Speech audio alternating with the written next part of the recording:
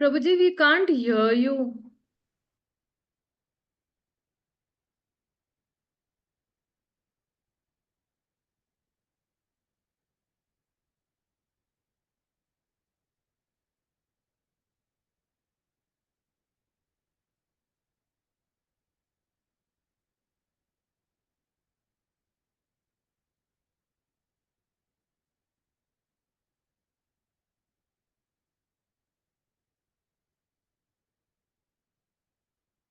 Krishna Krishna Hare Hare Hare Ram Ram Hare Hare Hare Krishna Krishna Krishna Hare Hare Hare Ram Hare Ram Hare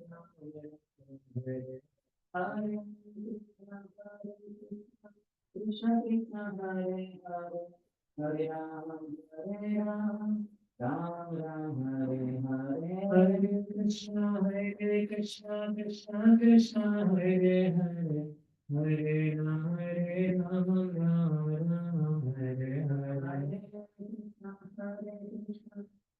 Krishna Hare Hare Hare Ram Ram Ram Hare Hare Hare Krishna Krishna Krishna Hare Hare Hare Ram Ram Ram Hare Hare Krishna Krishna Krishna Hare Hare Hare Ram Ram Hare Hare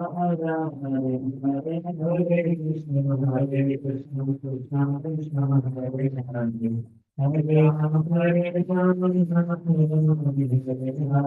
Hare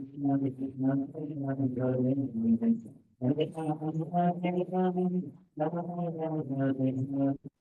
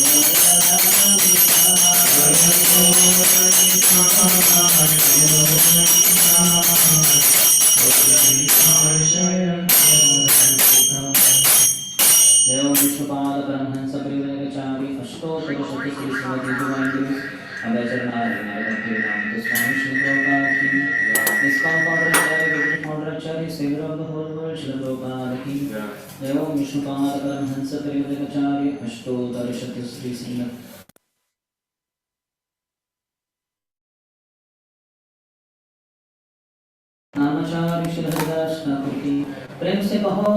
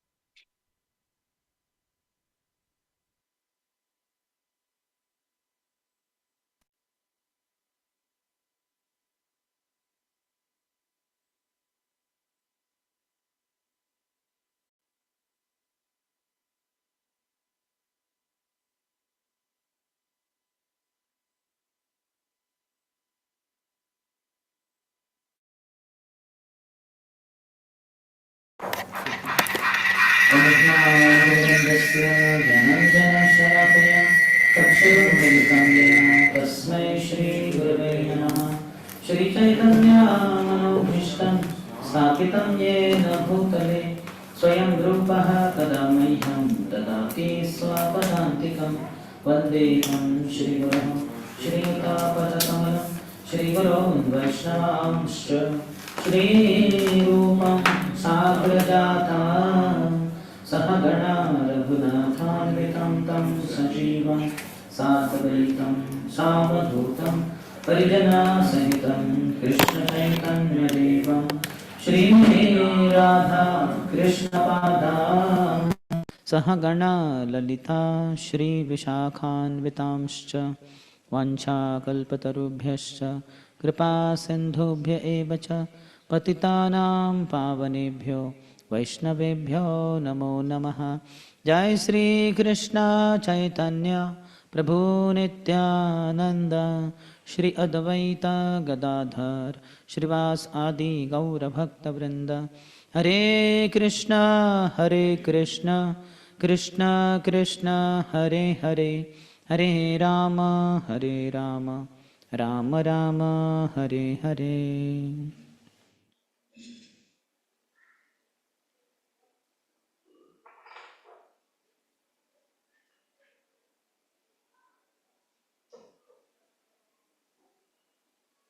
Hare Krishna, Hare Krishna.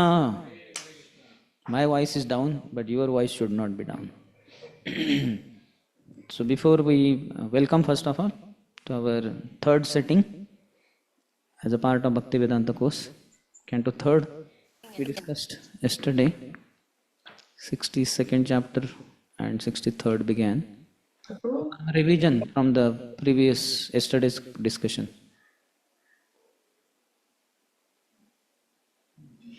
Yes. Yes, two purposes we were discussing about yesterday, that why this entire episode of fighting with Banasur and Shivji taking that role, especially for the pleasure of the means for the pleasure of this Lord, Shivji did like that, and also to extol the glories of Supreme Lord Krishna compared to other avatars which are there. So that was a point of this. Any other?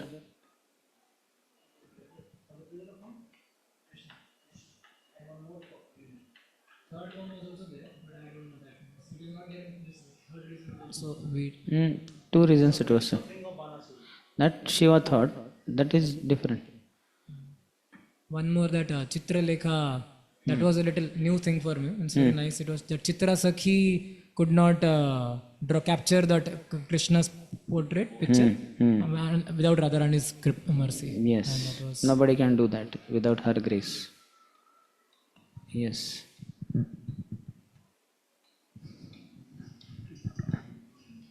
Banasura was asking in a mood of challenging, not in a service attitude mood. He wanted to fight somebody. So it was appearing as a disciple or as a service attitude, but he was in challenging mode. He did render service before, but afterwards they come back, they show their real colors eventually. So he showed the example of Eklavya. So he didn't listen. He didn't please Guru inside what he was. And secondly, in question answers, he was telling that unless we are in be present, mode of goodness. So mode of goodness is very important. Yes. Unless we are in mode of goodness, we cannot be present fully, do for the pleasure of the Guru. Prasannatma component will not be experienced unless we have the Shochati and Kankshati removed. Brahmabhuta prasannatma na shochati na kankshati samasarveshu bhuteshu mad bhaktim labhitu. Prasannatma. In goodness one is cheerful. In passion one may present himself to be cheerful, but he is not. Internally so many anxieties are there. Any other online devotees?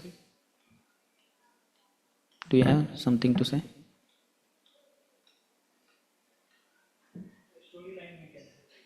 No need. Storyline everybody knows. Who is she? She was not Yogamaya, expansion of Yogamaya, they say. Anacharya says.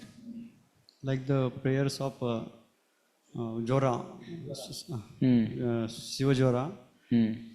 Ultimately, Lord Shiva or Vishnu, Shiva Jora, they have to surrender to Lord. They are showing the respect, and another that Lord Shiva is showing that who is the superior authority, and who is the ultimate protector, and whose shelter we have to take ultimately. And the philosophy given by Lord Krishna himself that whoever hear this pastime, they will be free from all the kinds of fear. Yes. They may Especially have Krishna's conversation with Jwara.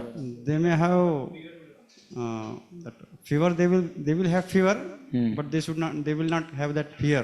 Yes. Okay. Any devotee online?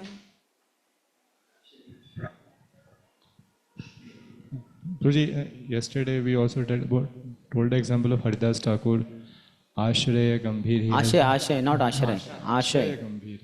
He has taken very deep shelter of the Lord, that's why he was not moved by the enchantment of the prostitute. Yes. Fine. So we proceed ahead then. Which was the last verse that we discussed? 34 was discussed? Shri Rudra Uvacha. Shri Rudra said, "You alone are the absolute truth, the supreme light, the mystery hidden within the verbal manifestation of the absolute. Those whose hearts are spotless can see you, for you are uncontaminated like the sky." Huh? Not done? So he said 34. But I asked no whether that is done. Okay. So 33rd was done. Lord Shiva felt compassion for his devotee Banasur, whose arms were being cut off, and thus he approached Lord Chakrayudha, Krishna, and spoke to him as follows. Text 34. Shri Rudra Uvacha Tvam hi Brahma Param Jyotir Gudham Brahmani Vangmaye Shanti Amalatmana पश्यन्ति मनात्मानं Sham Iva Kevalam. वाशमेव केवलम्. Sri Rudra said, "You alone are the absolute truth, the supreme light, the mystery hidden within the verbal manifestation of the absolute. Those whose hearts are spotless can see you, for you are uncontaminated like the sky." So Lord Shiva's prayers are going on for a few verses. Purport: The absolute truth is the source of all light and is therefore the supreme light, self-luminous. This absolute truth is explained confidentially in the Vedas and is therefore difficult for an ordinary reader to understand. The following statements quoted by Srila Jiva Goswami from the Gopal Tapani Upanishad show how the Vedic sounds occasionally reveal the absolute. Te hochur upasanam etasya paratmano govindasya khiladharino bruhi. Purvakhanda. They, the four Kumaras, said to Brahma, "Please tell us how to worship Govinda, the Supreme Soul and the foundation of all that exists. Chetanas Chetananam. He is the chief of all living beings, and Tam Ha Devam Atma Vritti Prakasham. One realizes that Supreme Godhead by first realizing one's own self."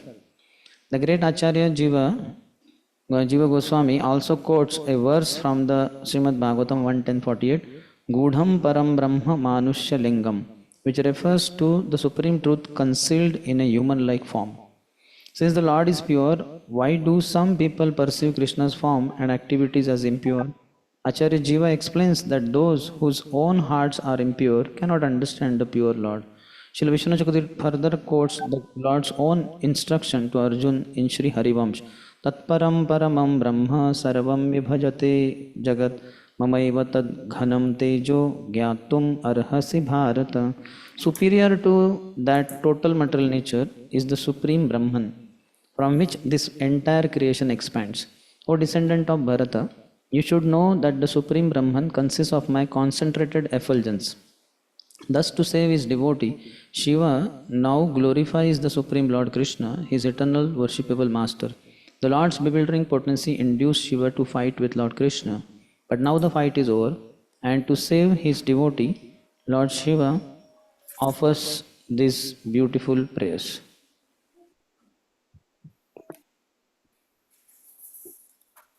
And in the commentary, Chakravarti says, Lord Shiva prayed, "You are the supreme Brahman, Parabrahman, the original transcendental form of spiritual light." This is confirmed in Sri Harivamsh, wherein Krishna instructs Arjun, that we already read, Tatparam. Stating that Krishna may ask, "If you know that I am the supreme Brahman, then why did you fight with me?" Shiva replied, this Brahman is disguised even in the sound manifestation of Brahman, the Vedas, Brahmani Vangmaye. So how can you be directly recognized as Brahman itself?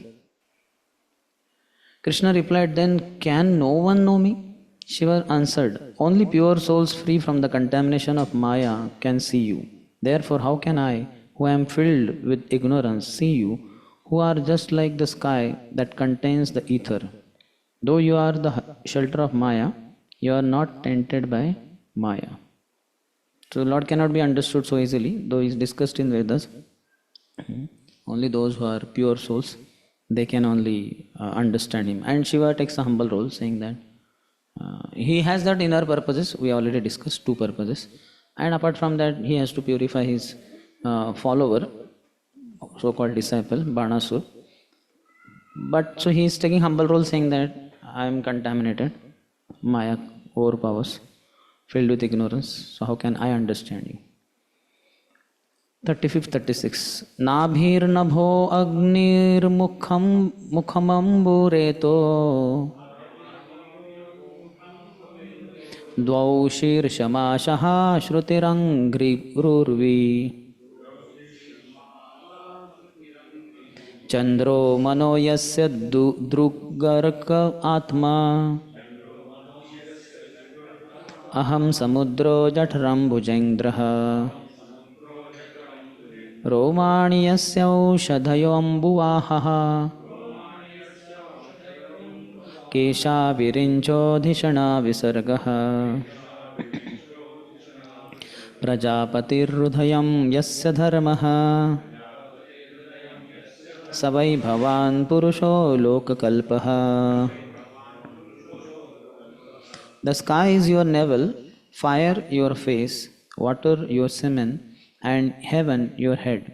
The cardinal directions are your sense of hearing, herbal plants the hairs on your body, and water-bearing clouds the hair on your head. The earth is your foot, the moon your mind, and the sun your vision, while I am your ego. The ocean is your abdomen, Indra your arm, Lord Brahma your intelligence, the progenitor of mankind your genitals, and religion your heart. You are indeed the original Purusha, creator of the worlds. So he is giving analogy. Purport. Srila Sridhar Swami explains that just as the tiny bugs living inside a fruit cannot comprehend the fruit, so we tiny living beings cannot understand the supreme absolute truth in whom we exist. So we are inside only in one sense, we cannot understand. I think yesterday His Grace Kal Chakra Krishna Prabhu said that we cannot understand the picture because we are inside that picture. So we though are part of Lord's what is called this Virat form, we are not inside it, so we are not able to understand, just like the tiny bug inside the fruit. It is difficult to understand the cosmic manifestation of the Lord, what to speak of his transcendental form as Sri Krishna. Therefore we should surrender in Krishna consciousness, and the Lord himself will help us understand. He says, Tesham nitya abhyuktanam yogakshemam mahamyaham. Not that.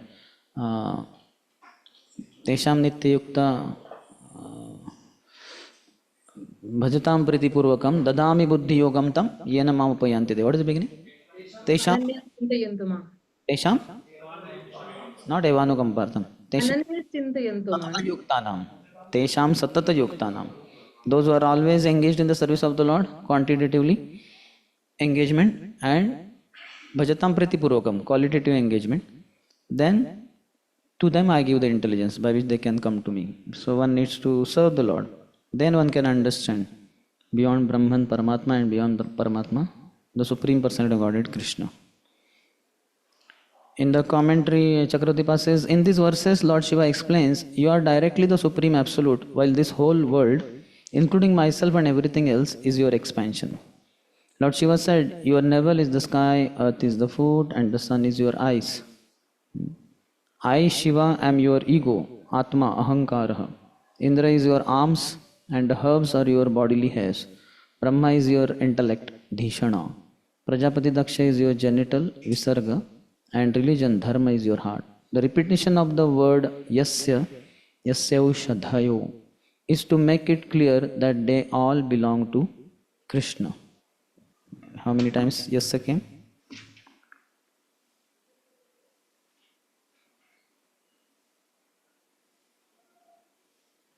Once, twice, two times only. Once only it is repeated. All these visible manifestations are opulent expansions, vibhutis of you, whose body is eternal, fully conscious, and perfectly blissful. You create the worlds, lokap kalpaha, in the sense that you create the material elements like fire from your own transcendental level, face, and other bodily parts. So, Lord is end all and be all. Everything comes from Him, everything is in Him. He is end all and be all. So, that understanding should be there. 37. Tavavataroyam akuntadhaman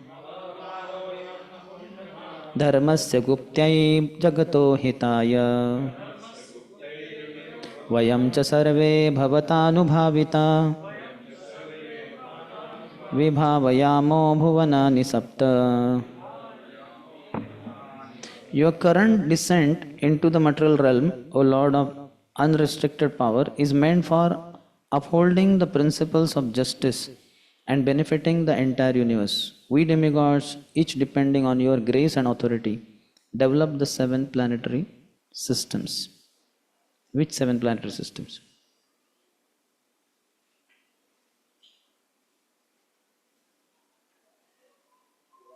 Upper 6 plus 1.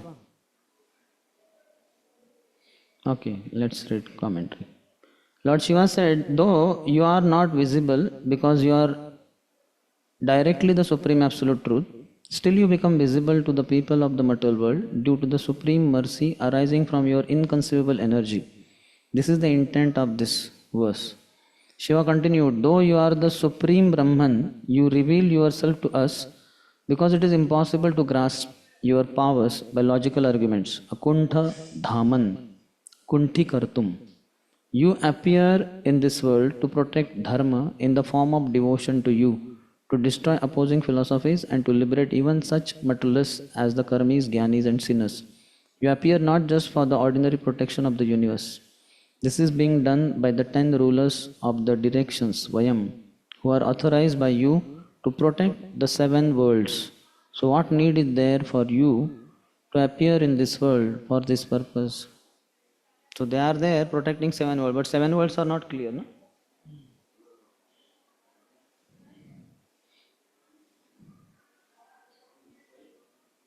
Acharya's commentary? Chakravartipad doesn't say anything. Says? Because demigods are saying an upper planetary system only, Swargalo. Are they referring to those 7 planetary systems? Okay, find out later. 38. Tvameka adyaha purusho advitiyas turyah swadruk hetur ahetur ishaha pratiyase yathapi yatha vikaram swamayaya sarvaguna prasiddhai. You are the original person, one without a second, transcendental and self-manifesting. Uncaused, you are the cause of all, and you are the ultimate controller. You are nonetheless perceived in terms of the transformations of matter effected by your illusory energy, transformations you sanction so that the various material qualities can fully manifest. Brahmaji is saying the same thing. Ishvara Parama Krishna, Satchidananda Vigraha, Anadir, Adir. Anadi, you don't have any beginning, Adir, and you are the beginning of everything. So he is also saying that you are the cause of all.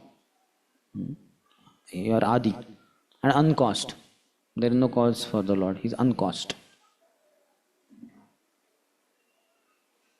Chakravartipad writes in his commentary, Krishna replied, since you are all my expansions, vibhutis, then you are non-different from me.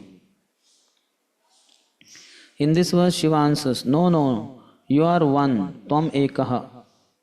One of the names of the Lord is Ekameva Dvitiya. Lord means name means adjective kind of. Ekameva advitiya. Combinedly, Ekameva advitiya. He is one only. Advitiya, without a second. In films, you'll see, na, मैं ही मैं हूँ, दूसरा कोई नहीं. That is Krishna's dialogue, and true for him alone, not for the hero who says that. कि मैं ही मैं हूँ, एक मैं एव, and अद्वितीय, दूसरा कोई नहीं. I hope you remember the song, or you don't remember. I also don't remember, but this much I remember. Some hero, some movie, Bollywood movie, he says this. मैं ही मैं हूँ, दूसरा कोई नहीं. So that is Krishna's dialogue. Dialogue means that is true for him alone. Ekameva dvitiya. Ekameva, he alone, no second. Nobody is equal to him. That's another name is Asamurdhava. Asama Aurdhva. Nobody is equal to him. Nobody is superior to him. Param Brahma, Param Dhama, Pavitram Paramam Bhavan, Purusham Shashvatam Divyam, Adi Devam Ajam Vibhum. Arjun says 10.10. Param Brahma, you are the supreme Brahman, nothing beyond you. Even impersonal Brahman comes from you only. Param Dhama, your abode is supreme abode, nothing beyond that. Param Brahma, Param Dhama, Pavitram, you are the purest. Paramam Bhavan, supremely pure. Pavitram, Paramam, Param Pavitra.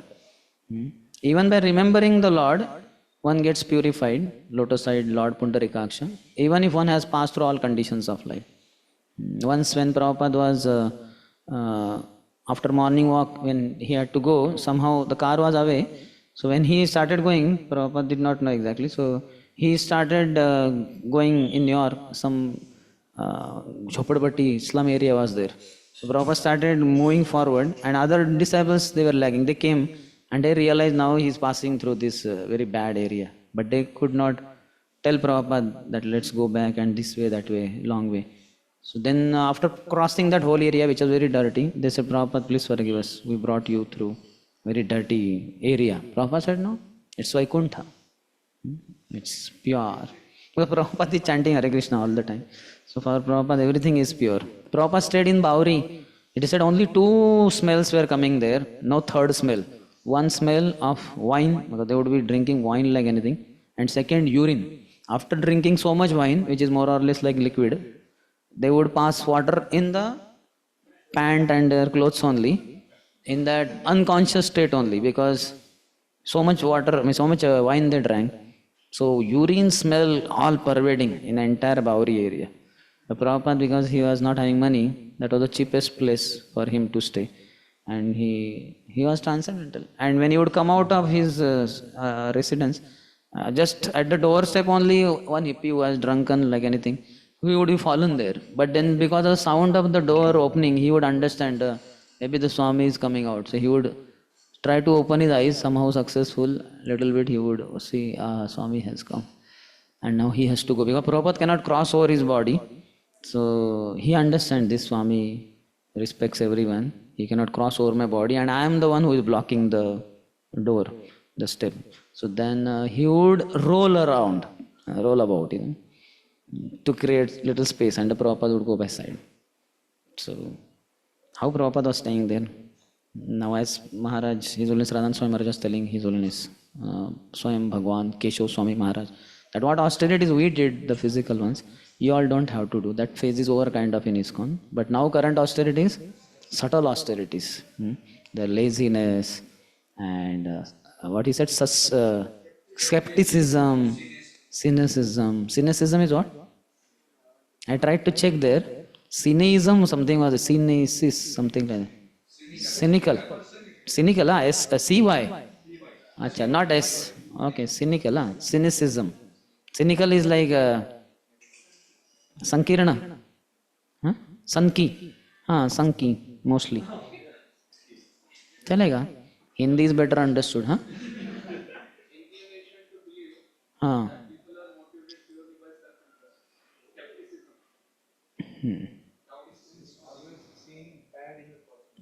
Okay, so we can see what Prabhupada went through.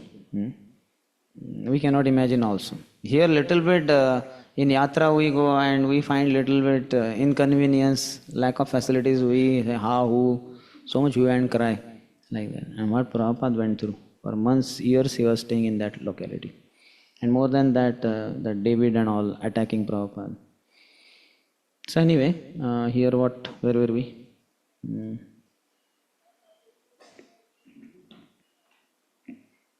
I read here something. Wait a minute, let me complete this. I got into that Ekameva Dvitiya, I think. In this verse, Shiva answers, no, you are one, Tvam Ekaha, devoid of distinctions of similarity, since there is no other supreme controller than you. Even among the incarnations of Matsya and others who are identical with you, you are the origin, although appearing in a human-like form, Purusho. Though you are different from the Jiva Shakti and Maya Shakti, you are also without difference, Advitiyaha. Since everything comes from you, there are 4 chief forms of Godhead, Chaturvyuha, arising from your Swarupa. Among these 4, you are the 4th member of the quadruple expansion, Turiya, known as Vasudeva. Krishna said, but no one else is capable of seeing me. Shiva replied, you are visible only to yourself, Swadruk. Because you are the greatest of all, you are the cause, Hetu, of everything, and yet you are without cause, Hetu. Therefore, you are the supreme controller, Isha, since all the chief powers are yours. Though you are full of such powers, still you assist the insignificant material modes as follows. According to the transformations within every material body, you manifest yourself by the agency of your Maya for the successful functioning of the intelligence, mind, and senses, Sarva Guna Prasiddhyai. You are perceived as the super soul in all things. If you did not accept the role of super soul within all of them, then there could be no manifestation of the material modes, and thus they would be without any purpose. So Lord is there, Paramatma, for entire material world, He is Paramatma in the form of Karanodaksha Vishnu. For each universe, He is Paramatma in the form of Garbhodaksha Vishnu. And for everything that is within each and every universe, He is Paramatma in the form of Shirodaksha Vishnu. So He is there, that's why things work. Gama Vishyaja Bhutani Dharayami Aham Ojasa. He only enters in all the universes and He becomes the floating power. Or Aham Vaishwanaro Bhutva Praninam Dehem Ashritaha Pachami Pranapana Samam Yukta Pachami Anna Chaturvidam. He is only food. He is only entering in the body in the form of that Vaishwanar, the digestive power, and he only helps. If he is not there, nothing will function. And that is typically seen by how all the elements were present, but unless Mahavishnu glanced at them, they could not function. Lord had to start everything. Somebody had a question? Yes. Share what Maharaj was saying. So actually in Govardhan Eco Village, His Holiness Chandramouli Maharaj gave a brilliant class, and little bit something he was telling about New Vrindavan. And he said, if I speak more, then I will not be allowed to come here. So I can't speak about New Vrindavan openly here. So then I went to serve him to clean his room or like that. So while doing that, I asked Maharaj that, Maharaj, all of you did so much austerity. Now actually, practically the same question what Maharaj asked. So Maharaj became so upset. He said, that is forced austerity. That is forced austerity. And his face was very upset actually. So Maharaj, then for a while I was thinking what I should ask. Then what I am supposed to do, Maharaj? We are having everything so nice here, staying, eating, everything is so wonderful. So he just showed me bead bag. No, this is what you do. This is austerity you have to do. And then I cleaned the room, and then he was walking after that. Then again while I was cleaning, then he just put his bead bag on head. Said, you do this is your austerity. So like that he was saying actually. Okay. Maharaj is saying. Yes. ISKCON was in the creation phase then. Now it's in the maintenance phase. So creation always lack of facilities and all that. Maintenance is the challenge is to be in the mode of goodness. Those who are in goodness, they will maintain and they will be maintained. Dharmo rakshati rakshataha. And then if one is not coming to the mode of goodness, then he will have difficulty. When Kanpur temple was opened, I don't remember the year, 2014. So I was there, Dashera day. Sitaram, Lakshman, Hanuman are also there. So next day morning, that was 14th, 2014. Okay, what is the next day? Dashera next day, Ekadashi. So His Grace Devakinandan Prabhu took the mic after the Mangalati was over. So he said, so Prabhus, when yesterday inauguration was happening, all of us were attending, His Holiness Bhakti Rasamru Swami Maharaj in my ear said something which I want to share with you all. So he said, Prabhu, you did this creation phase of ISKCON Kanpur temple coming up, huge temple, marble, like Juhu kind of replica. So this passionate construction of the temple is very easy. Now your challenge begins to maintain it in the mode of goodness. So Prabhu told on the mic and said, so I did the creation part. Now it all of you younger generation, headed by our His Grace Prem Harinam Prabhu, you all have to maintain this, which is a bigger task. That is the challenge His Holiness Bhakti Rasam Maharaj told me yesterday only. So I'm sharing with you all. So now you all please take up the challenge and maintain it. Maintain is very difficult. Those who are in the mode of goodness, they can maintain. And to some degree, whatever degree passionate people are there, they will try to start something else. Deviations will happen. Those who are in ignorance, they will try to destroy the current existing things only.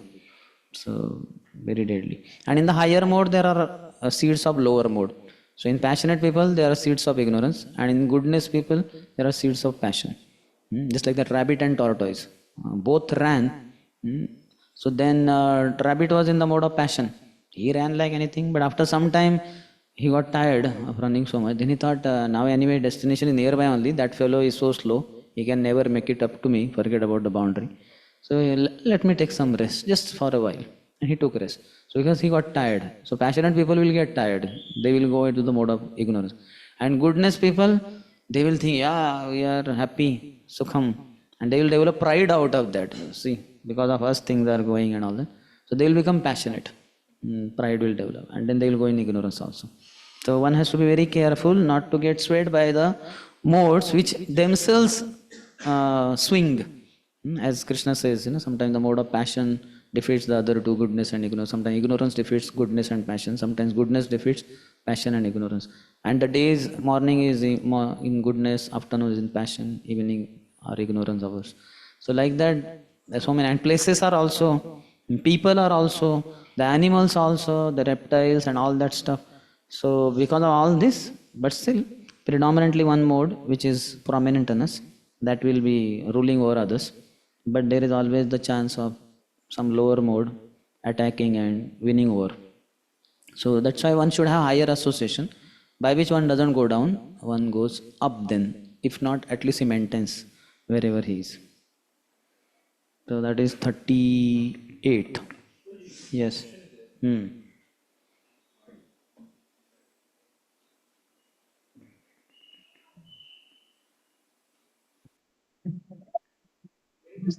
That whenever some demigod they do some mistake, they do prayers, but these prayers are so sophisticated prayers. उसमें emotion दिखता ही नहीं है.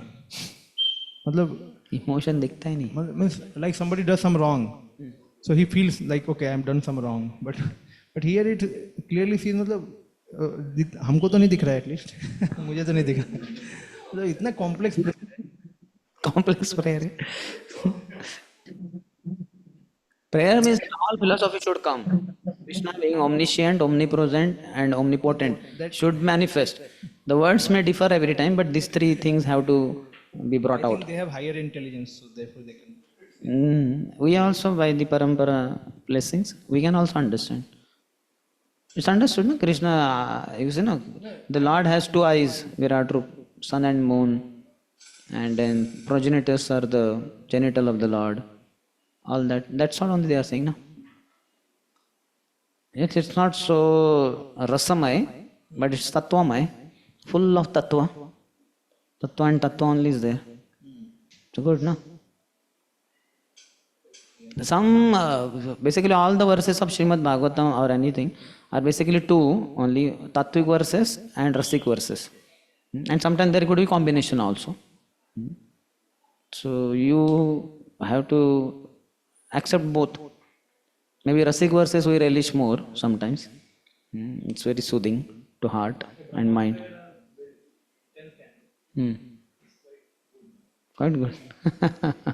And Shiva's prayers are not good. What will Lord Shiva feel about you?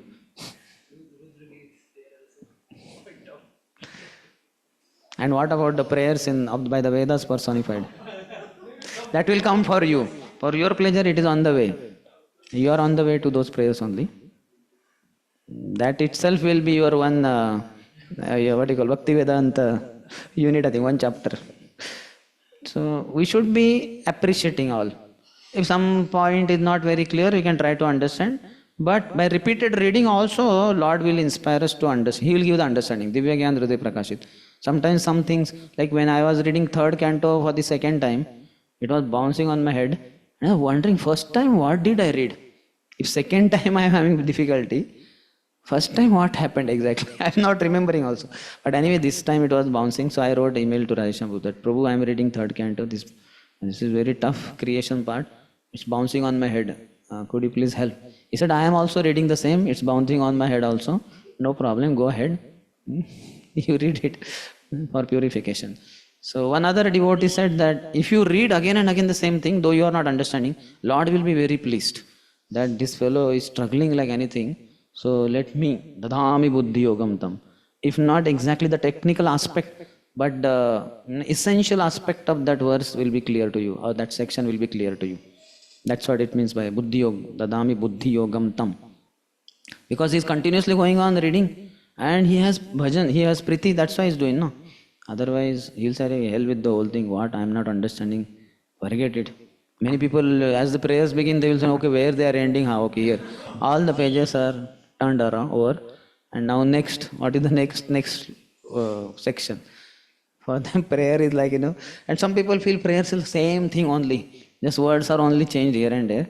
That's more or less same thing only. You are the creator, you are the maintainer, and all this 26 elements come from you. It's all mind-boggling. But we should not have that kind of approach. We should go through the whole text. Parikshit Maharaj is going through. For him, death is very clear. He could have told, 10th canto only Raslila. He is not doing that. He is so excited. Oh, please explain the Lord's energies. What energies? I am losing my energy here. Why is he so enthusiastic? We may have a question mark about Parikshit Maharaj himself, who is our hearing champion, 24/7. We take the dust of his lotus feet, that how attentively he heard. So it may be a little austere for us because of our conditioning, but still we should know great souls have prayed. They are all pure devotees. Lord Shiva is not an ordinary person. Try to understand as much as one thing is human intelligence allows, another Acharya's purports are there, and Lord's blessings are there, prayer, mercy. As much as we understand, athato te deva padam bhujadvaya, athapi te deva padam bhujadvaya, prasada leshanu gruhita evahi, janati tattvam bhagavan mahimno, nachanyam ekopi chiranvachinam. At least we should not have the approach of jnanis, mental speculators. We beg for the mercy of the Lord, and Lord will reveal. Yes.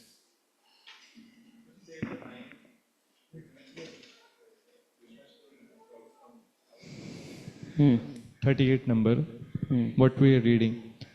Towards the last one. You are perceived as a super soul in all things. If you did not accept the role of super soul within all of them, then there could be no manifestation of material modes. Thus, they would be without any purpose. I could not understand, if you did not accept the role of super soul within all of them, then there could be no manifestation of material modes. That thing, let's say you see, you go to mall in the evening hours, mall is highly shining like anything. So that Rajoguna, the Lord has entered in Paramatma, and because of him, it looks like so Rajasic. And you feel tempted, wow, I think I should go inside the mall and purchase something like that. So similarly, somewhere else it will be goodness manifestation, somewhere else ignorance manifestation. Otherwise, they were all 24 elements, no? Which were like in a non-appealing, nothing, no creation, no maintenance, just existing only. So Lord only, when He glanced, then everything is not only agitated, but then it is appealing also. Otherwise, that's how the dead body is non-appealing, no? Paramatma has left the body. It is said that first Paramatma leaves the body. And following Paramatma, then Atma goes. And when Atma goes, then all this, everything else goes. And then there is no charm only in that body. All those who once upon a time loved that body, kissed it, caressed it, embraced it, and so much cared for it, they are saying just take out quickly. It's stinking now, or it will start sinking. So when Paramatma leaves, there is no charm only. None of the three modes would be ever, influencing like that. He is the end all and be all. 30, yes.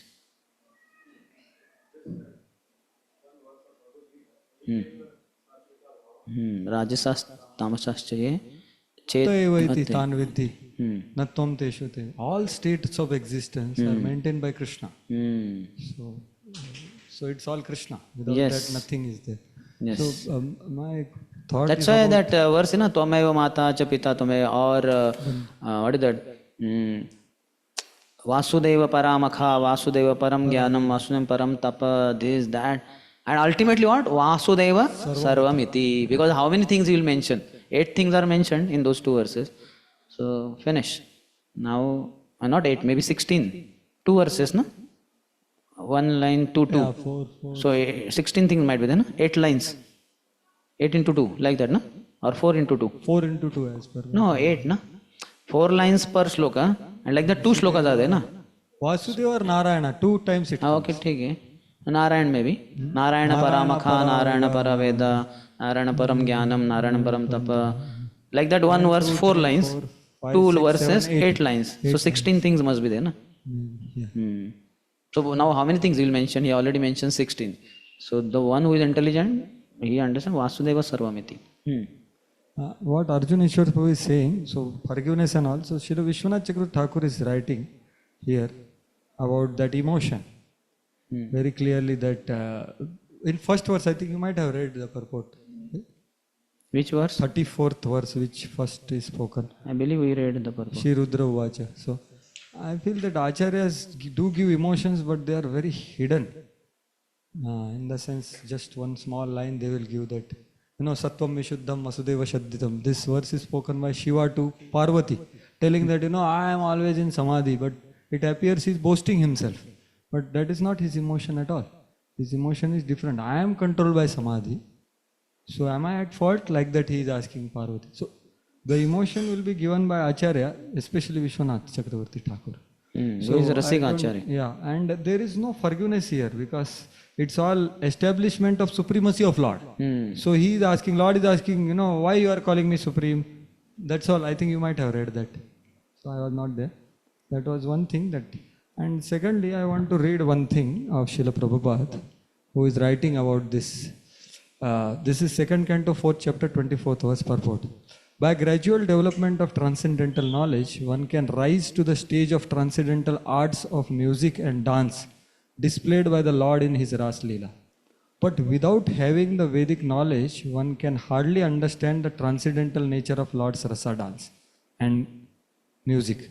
And then this is the line which is very inspiring. What the pure devotees of the Lord, however, can equally relish the nectar in form of the profound philosophical discourses and in form of kissing by the Lord in the Rasa dance, as there is no mundane distinction between the two.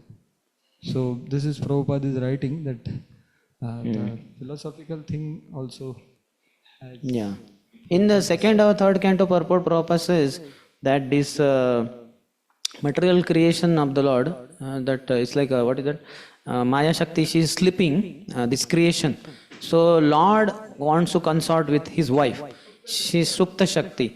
So like husband wants to enjoy with wife, but she is sleeping on the bed. So how can he enjoy sleeping wife? So he has to wake her up. Once he wakes her up, then he can enjoy her. So like that, this Supta Shakti, what exact word? Basically this, so then he wakes her up. creation happens, and then he enjoys like that. So the same thing is there in Ras Leela also. Krishna is enjoying gopis. Okay, there it is internal potency, it is external potency here. For Lord's viewpoint, both are same. So there is no problem. Whether this or that, both are conjugal pastimes only. We need Rasik Acharyas to explain to us. And creation can be seen as the most romantic affair. Husband wakes up the wife and enjoys her. Same thing. Actually, I really appreciate your determination to read again and again and just going on. And Reading what? This one? Purports? you were mentioning about third canto creation, maybe acha. fifth chapter, this only. I don't know what you are talking about, but so I felt that one thing is we read alone ourselves, and then Krishna is telling mat chitta mad gata prana bodhayantaha parasparam parasparanukathanam. So that way, for me also, I was reading, but when I am asking some devotees, then it is becoming like today Maharaj also saying that maturity will come by discussion of Krishna. Especially this discussion we cannot do with boys. This discussion we cannot do with anyone else other than those who are with us. Or, so I feel that is also another way of accessing Krishna through other devotees, their sincerity, their hard work. So many people have done hard work to understand creation. Yes. So we can ask them. That's what I did. I asked His Grace Radhesham Prabhu through mail, because he was not Whether present he in read, Puri. that's the question. He is spreading all over the world Krishna. No, but he gives time. Any email you write, sure enough, that day evening or next day morning, you will find in the inbox reply.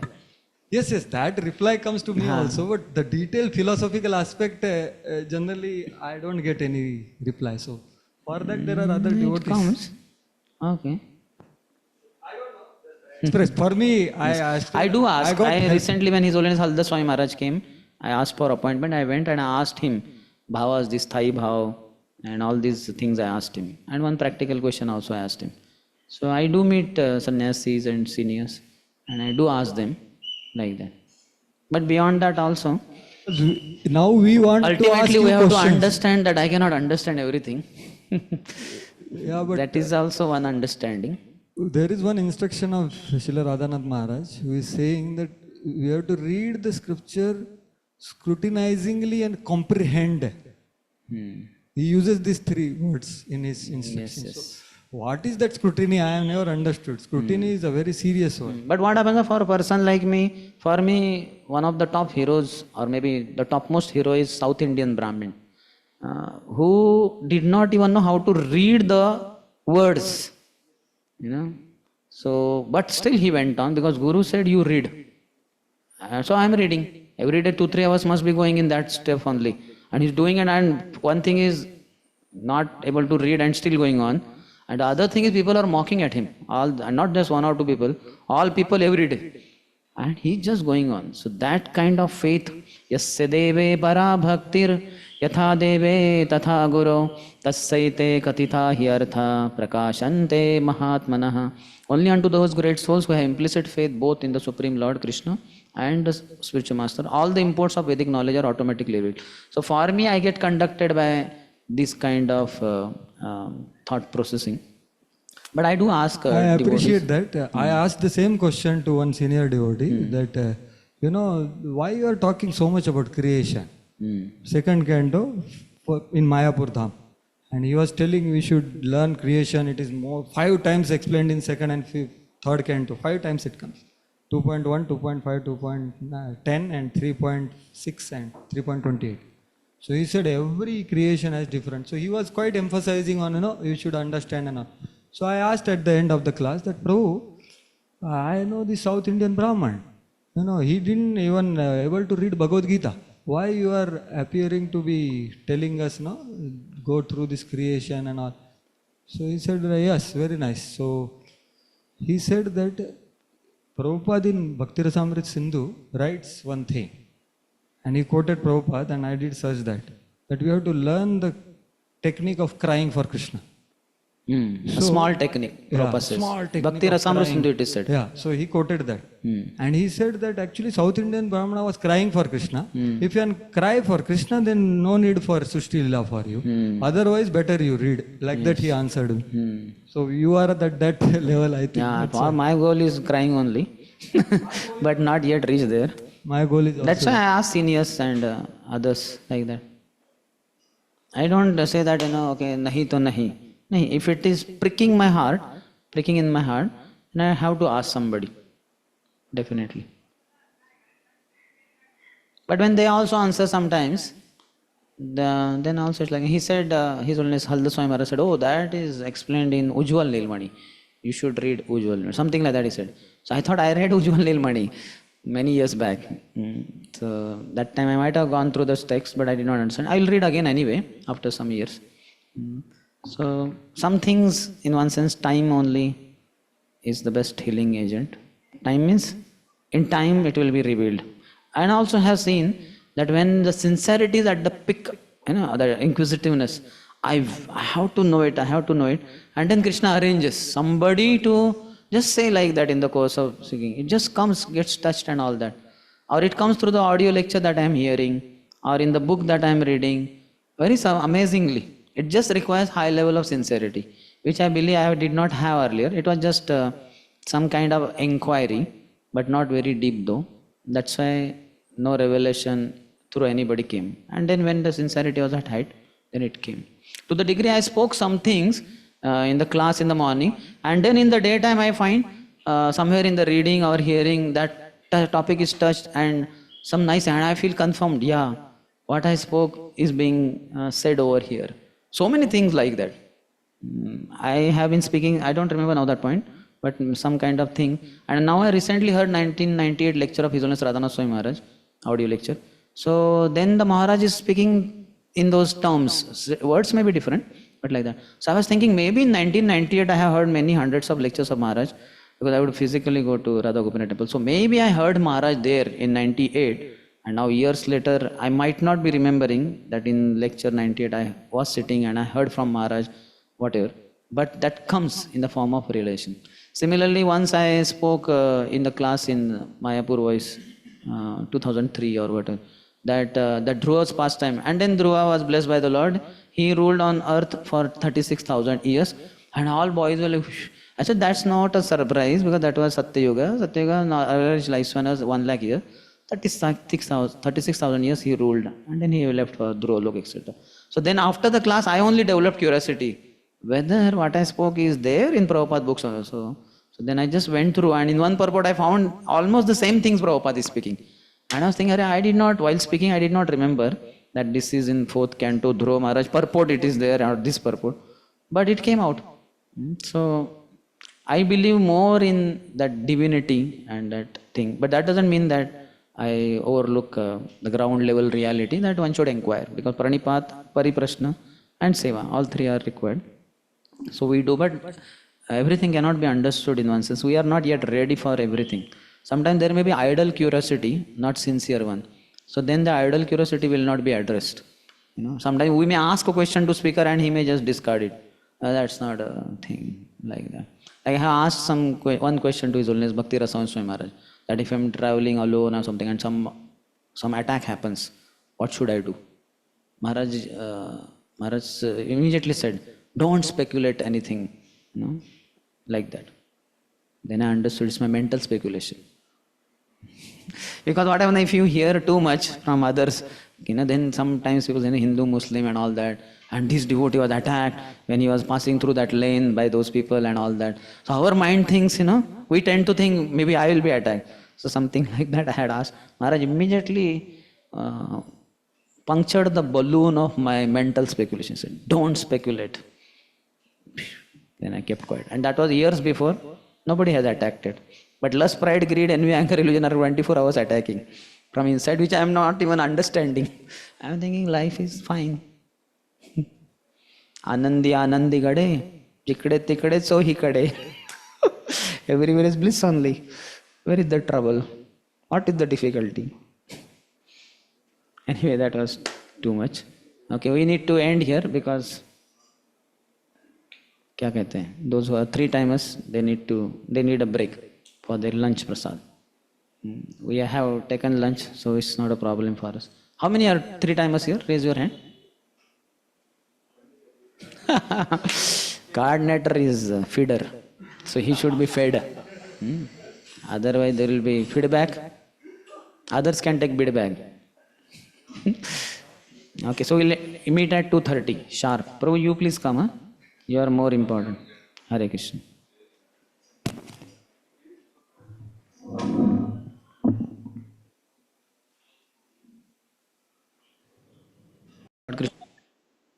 Banasur 39th. यथैव सूर्यः पिहितश्च छायया स्वया छायां च रूपाणि च सञ्चकास्ति. 39. एवं गुणेन पिहितो गुणांस्त्वम् आत्मप्रदीपो गुणिनश्च भूमन्. O Almighty One, just as the sun, though hidden by a cloud, illuminates the cloud and all other visible forms as well, so you, although hidden by the material qualities, remain self-luminous and thus reveal all those qualities along with the living entities who possess them. Nice analogy is giving. Lord Shiva is giving. Sun is compared, Krishna is compared to sun and material qualities to clouds. So though clouds apparently cover the sun, but because of the sun only, who is invisible though beyond the clouds, we can see the clouds. Had it not been for sun, we can't even see the clouds which are apparently covering the sun. In the purport they say, Prabhupada disciples, here Lord Shiva further clarifies the idea expressed in the final two lines of the previous verse. The analogy of the clouds and the sun is appropriate. With its energy, the sun creates clouds which cover our vision of the sun. Yet it is the sun that allows us to see the clouds and all other things as well. Similarly, the Lord expands his illusory potency and thus prevents us from directly seeing him. Yet it is God alone who reveals to us his covering potency, namely the material world, and thus the Lord is Atma Pradipa, self-luminous. It is the reality of his existence that makes all things visible. In the commentary, Chakravarti says, an example is given to show how, although the Lord is invisible as Paramatma, he is revealed through the qualities of Maya. Shiva said, from the observer's point of view, the sun appears to be covered by the clouds. Yet, it is the sun that allows us to see the clouds and all other things as well.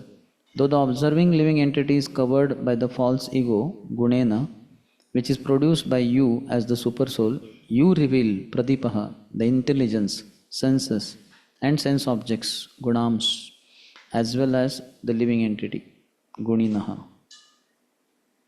He remains hidden and he reveals the Maya.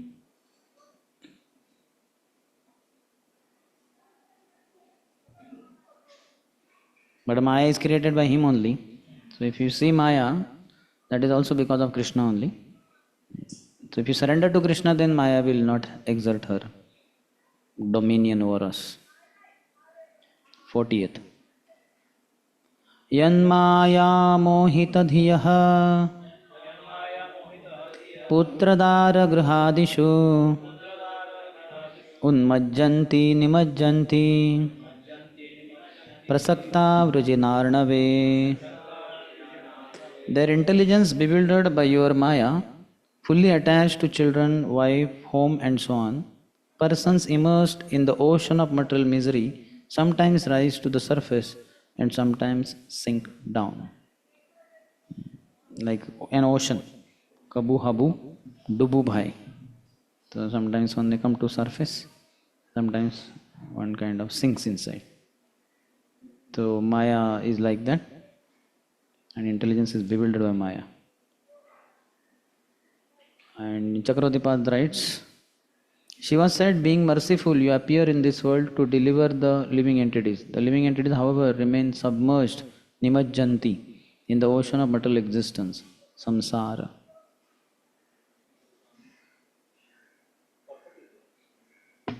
Yes, but we are not reading all. But okay, take it, you'll read.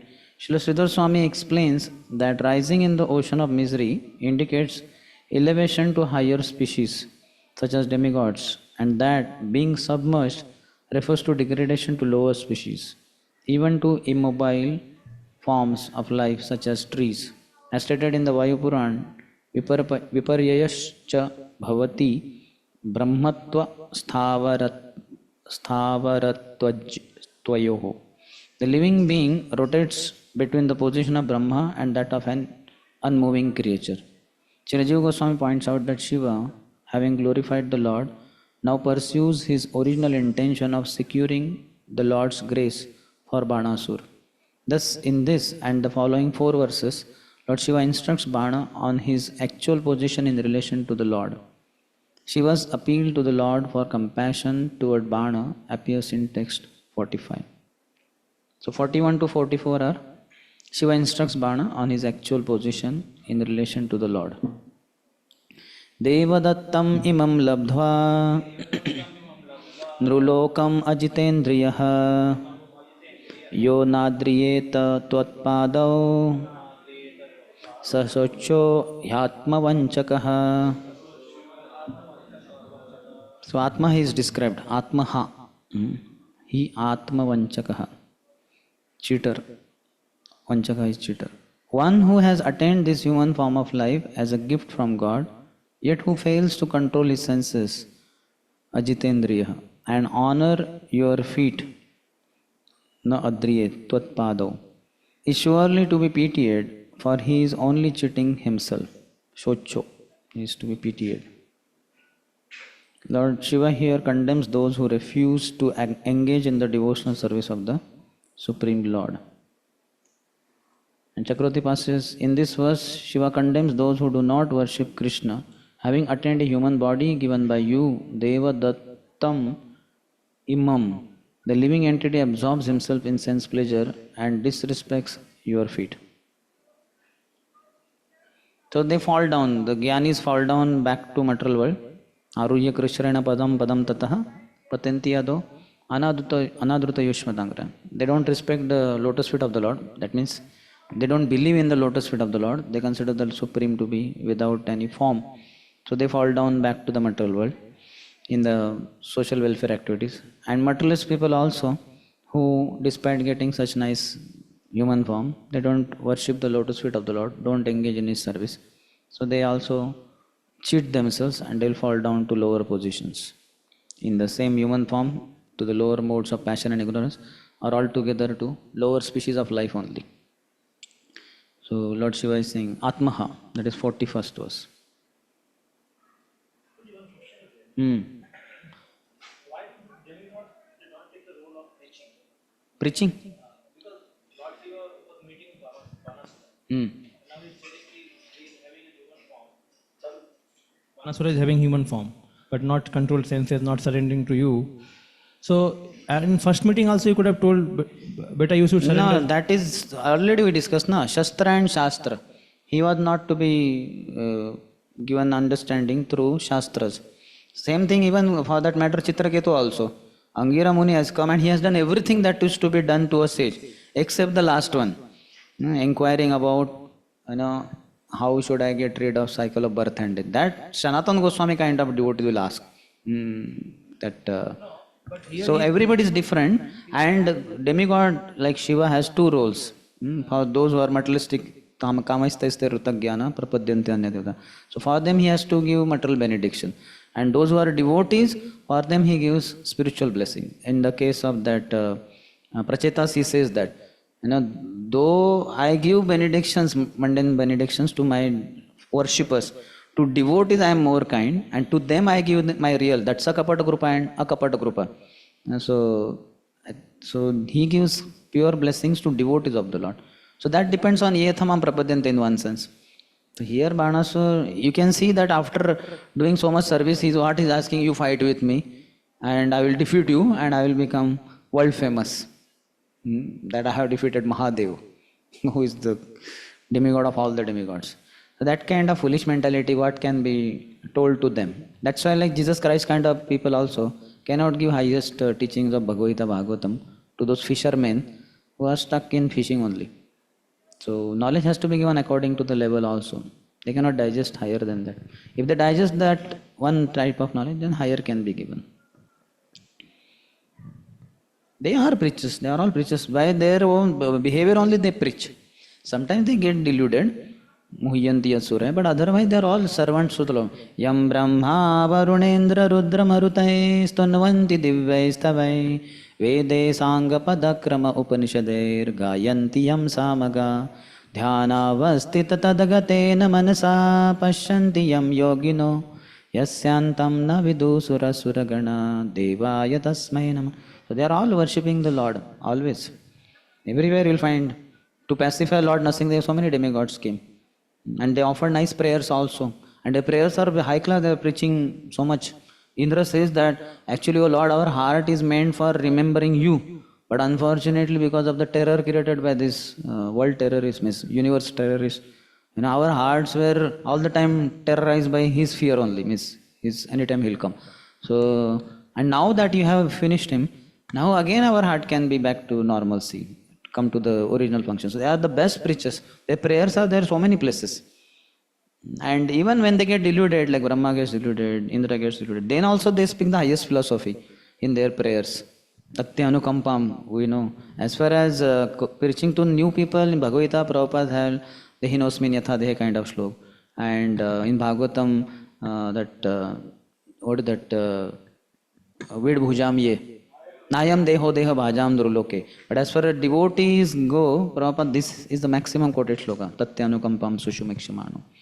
So that is spoken by Brahma. After, so to say, he came out of his delusion. They are the best preachers. Far better than us in one sense. So we should know they have been given such huge posts and positions. Just like amongst us also, those who serve nicely, they are given big posts and positions. So they preach through their actions. Though managerial people many times get condemned, but they preach through their action. They are given so many big energies of the Lord to handle, to be utilized back in the service of the Lord. They are preachers. We should not misunderstand demigods ever. Prabhupada said demigods are the best friends of devotees. They are our, whatever, we are not so pure anyway. We should not think I am better than Varuna, Chandra, Indra, like that. They get deluded, we get deluded. They get deluded sometimes, we get deluded. So, we should not think, amanina, manadena. We should want to respect everyone. So, demigods included, demigods are far superior. If you are going to respect the worm in the stool, how can we not respect demigods? We take, when they, so to say, whatever the little different behavior than expected, then we learn lesson how not to be. But they are also ready to take those kind of roles. And they don't feel shame after mistake in glorifying the Lord. It seems all these verses are about Atmaha only. Second verse also is same. Yastvam visrujate martya Atmanam priyameshwaram Viparyayendriyarthartham Vishamatya-mrutam tyajan. That mortal who rejects you, his true self, dearmost friend and Lord, for the sake of sense objects, whose nature is just the opposite, refuses nectar and instead consumes poison. Such a person is pitiable because he rejects that which is actually dear to the Lord and accepts that which is not dear and is ungodly. Temporary sense gratification which leads to suffering and bewilderment. Chakravarti says, Shiva said he is most pitiable who rejects visrujate, tyajati, you. He rejects you for the sake of sense objects such as children, which are just the opposite, viparyaya, viparitaha, not spiritual, anatma, not dear, apriya, and ungodly, anishvara. So one's own close relative whom one is offering so much love, next lifetime he may go against that relative only and may pick up quarrels. He may be born in neighbor's family and go on fighting with his own close relatives. So they are not dear in that sense, apriya. In this life they appear to be apriya, but then just when the body changes, then no more apriya. But because of illusion, Hare Krishna, because of illusion one thinks that they are spiritual, they are dear and they are godly. Somebody had a question online? Yes, Prabhuji. Yes, bro. Prabhuji, in verse 40, purport, Prabhupada disciple, they have told that in the following 4 verses, Lord Shiva instruct Bana on his actual position in relation to the Lord.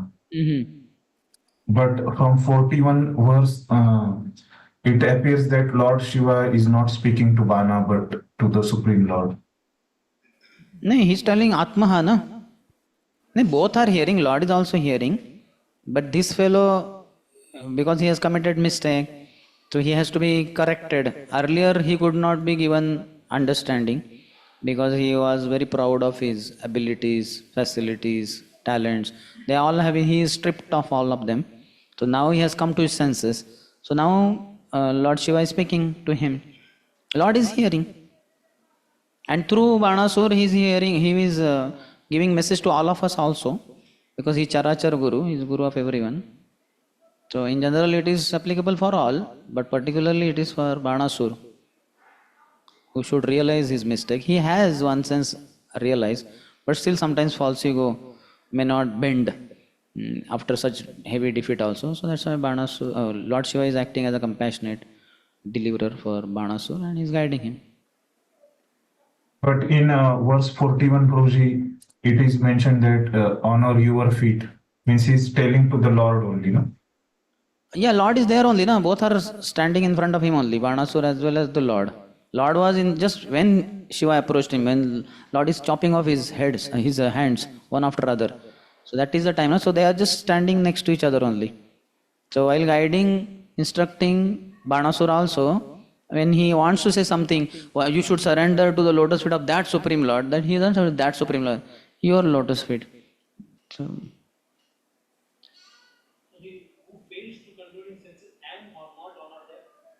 honor your feet. Yeah, one who he fails to control his senses and he does not honor the feet of the Lord. He is surely to be pitied. He is glorifying also Lord simultaneously. And through that glorification he is clarifying to Banasur the supreme position of the Lord. Can we say indirectly he is speaking to Banasur? He is speaking. No. Next we can see that mortal who rejects you. It's Lord's glorification and correcting of him also, Banasur also. Yes, Prabhuji. Thank you.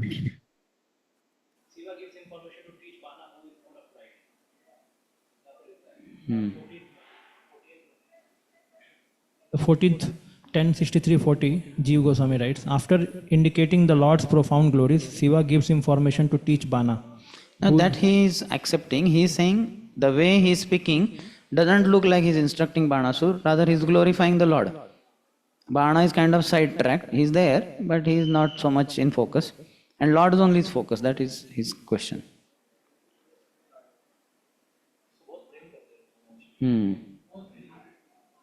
Okay, 43rd.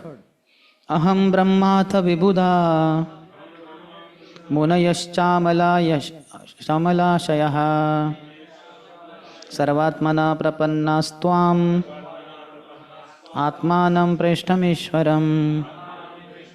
I, Lord Brahma, the other demigods and the pure-minded sages, means 4 Kumaras maybe, have all surrendered wholeheartedly unto you, our dearmost self and Lord. 43rd. Chakravarti says, Krishna asked, I have forgiven whatever you did. So now what do you and the demigods accompanying you intend to do? By describing Krishna as the super soul, the dearmost Supreme Lord, Shiva informs Krishna that by fighting against you for the sake of Banasur, who is not the super soul, not dear, and not the supreme controller, means that I myself have rejected nectar and taken poison. Thus, in the previous verse, it was myself whom I was condemning. So he is condemning himself, he is saying. That is humility of Lord Shiva. He is saying, I also have rejected nectar by not accepting your shelter.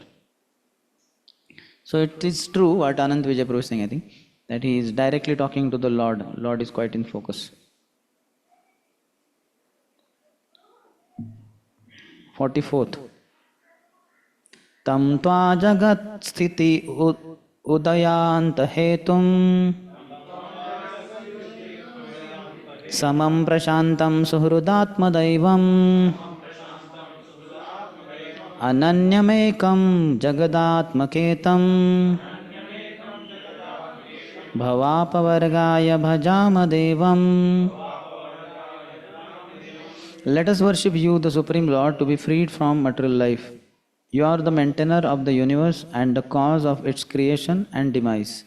Equipoised and perfectly at peace, you are the true friend, self, and worshipable Lord. You are one without a second, the shelter of all the worlds and all souls.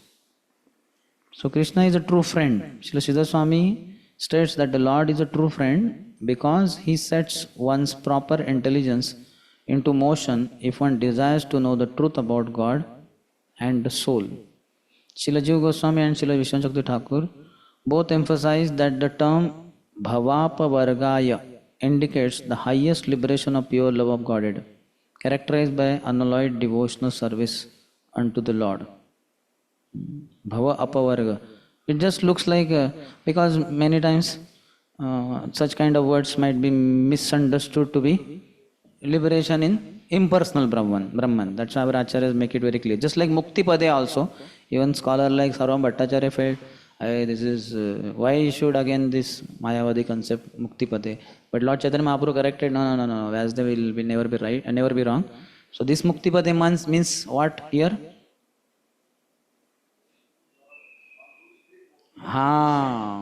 Mukti takes shelter at the lotus feet of the Lord, Mukti Pade. So this is referring to bhakti only. So don't change it to bhakti pade and all that. Srila Vishwanath Chakravarti also explains that the Supreme Lord is samam, perfectly objective and balanced, whereas other living beings having an incomplete grasp of reality cannot be perfectly objective. Those who surrender unto the Lord also become fully objective by taking shelter of His supreme consciousness.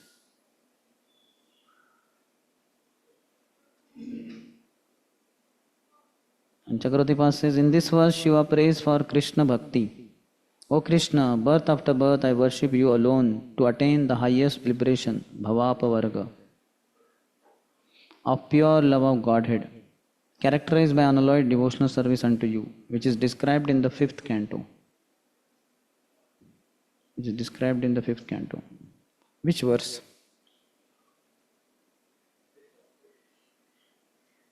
Lord Shiva appeared in 5th canto somewhere? Or in generally speaking?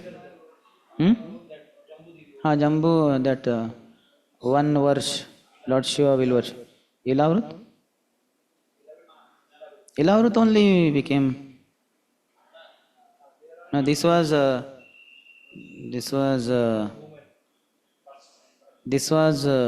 another, ours Bharat Varsha was earlier? Ajanab Varsh, because Nabhi was there and one more. So that's why it's Ajanab. But then because of Bharat ruling it became Bharatvash. But Lord Shiva is worshipping in Ilavrut, I think. Ilavrut. So there maybe he might have mentioned. Either he is characterized by unalloyed devotional service unto you, which is described in the 5th canto. The imperative case is used to express supplication. With this intention, Shiva gives a description of Krishna. Because of your supreme position, you are the cause of creation, maintenance and destruction of the universe, whereas others are not supreme. You are perfectly objective and balanced, samam, whereas other living beings having an incomplete grasp of reality cannot be perfectly objective. You are peaceful, whereas all others are not. You are the friend and well-wisher of all, whereas others are not benefactors. You are the Supreme Soul, Atma Daivam, whereas others are not Paramatma and therefore not brilliant, Daivam, Dyotamanaha. You are unique, Ananya, whereas all others are not unique. But you are attached to your devotee, as you have stated, Sadhavo Rudayam Mayyam, Sadhunam Rudayam Tuham. The pure devotee is always within the core of my heart, and I am always in the heart of the pure devotee. 9468.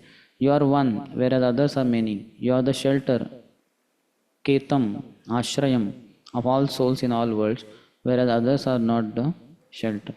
So how Lord's surrendering to Lord is supreme.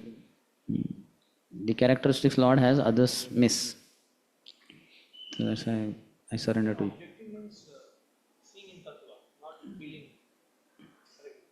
Actually existing. Dictionary meaning is actually existing.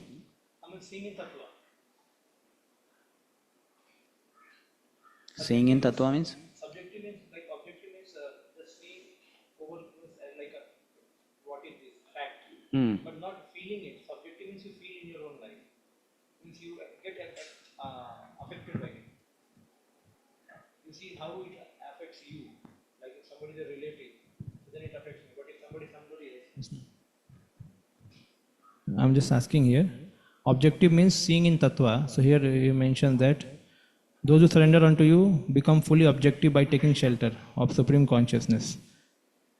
And before that is written, other living beings having an incomplete grasp of reality cannot be perfectly objective. Supreme Lord is Samam, perfectly objective and balanced, it is mentioned. He sees everyone equally. Samam is the word for perfectly objective and balanced. Whereas other living beings having an incomplete grasp of reality cannot be perfectly objective.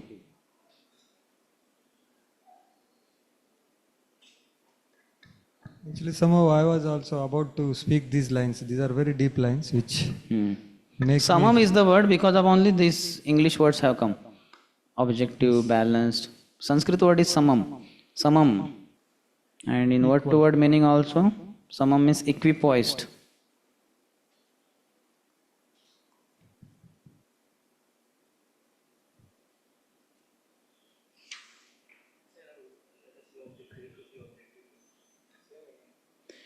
In dictionary meaning is external to the mind. Objective means external to the mind. Other people, whereas other living beings having an incomplete grasp of reality, cannot be perfectly objective. They cannot be perfectly external to the mind or actually existing.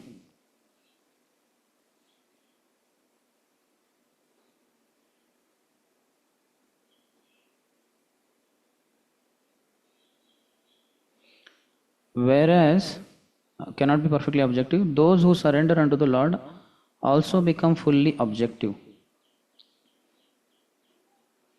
by taking shelter of His supreme consciousness. As I understand a little bit, that by mundane consciousness you cannot understand the Lord, but only by higher consciousness, supreme consciousness, and that consciousness is avoided by the Lord, those who take shelter of His lotus feet. And then Lord becomes fully objective. He can be understood, not by a mundane mind. Like impure body, mind, senses, one cannot understand the Lord. Atha Sri Krishna Namadi na bhaved grahyam indriye. By blunt material senses, one cannot understand. By material mind, one cannot understand the Lord. Only by spiritual mind or spiritual consciousness. And that Lord awards to one who surrenders to Him. That's what my understanding is. Somebody has some, you can add. What is that?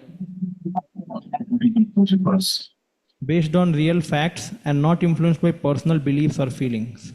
That is the meaning of objective. Based on real facts and not influenced by personal beliefs or feeling. I can't really be objective when I am judging my daughter's work. It's an example is given.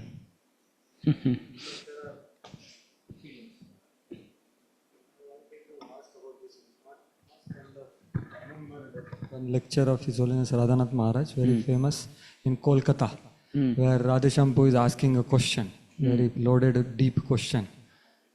where Maharaj says the same thing, and it is written here actually. Where Radhachampu gives example of a person who is sitting and cutting the same branch, and I am objectively seeing he's doing something wrong, So am I to just purify my heart, or I should do something? What is my duty? So beautiful question he asked. So Maharaj said, unless you don't work upon your anarthas, you cannot be objective. You cannot be empowered to help others. So you think you are objective. Everyone thinks like that because they have wore the glasses, red glasses, they will see red, and that is the reality for them. But you cannot be objective unless you work on your own faults. So like that Maharaj says, and there he uses this, that you think you are objective, better if you don't, you ask those who have more wisdom. Like that Maharaj says. So to objectively seeing means the reality, what it is. And it is not tainted by any emotional negativities, positivities, and all these things. That's what is So he's said saying that here. whereas other living beings having an incomplete grasp of reality cannot be perfectly objective. That means what? They cannot? They cannot see the reality. And what that reality? Krishna. Yeah, Krishna, and in Means this case, understanding the Krishna, other how he's person- functioning. Other person, who Other is person doing also. something wrong. Yes. Seeing objectively, not just Krishna, it is like reality is Vasudeva Sarvamiti. All things only. connected to Krishna also. Yeah, everything. So So those who surrender unto the Lord also become fully objective by taking shelter of His supreme consciousness. By Lord's blessing, he can understand Lord and Lord's creation and everything happening within, whereas others cannot.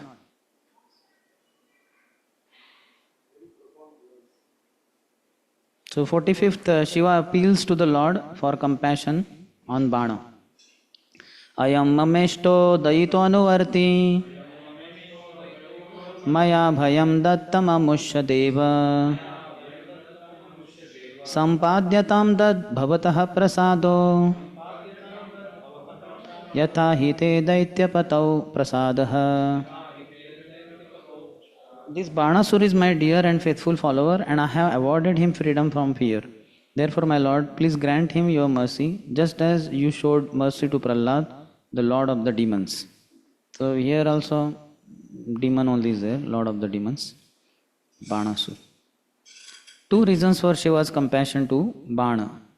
For Lord Shiva feels inclined to help Banasur because the demon showed great devotion to Lord Shiva when he provided musical accompaniment for Shiva's Tandav dance. Another reason Bana is an object of Lord Shiva's favor is that he is a descendant of the great devotee Prahlad and Bali, two Mahajans. And Shiva is third Mahajan. So Mahajanas will have their, not like Mahajan group, but pure devotee, no? And he's just a descendant. Okay, some mistake. Please forgive him. After all, he comes in great lineage. And he now has come to his senses. He's realizing his mistake. So please have mercy upon him. Even when this kind of person, Vena, he could not be brought to his senses by instructions or anything else, means for that matter, instructions mainly. So then he had to be finished off only. But then also the sages knew, okay, he might have been whatever he misbehaved, but his body coming in great lineage from Dhruva Maharaj. So that semen cannot be, that lineage is not faulty. This person in between might have some problem. So let us extract great personality from his body only. They could have gone some other thing, but they did not go for it.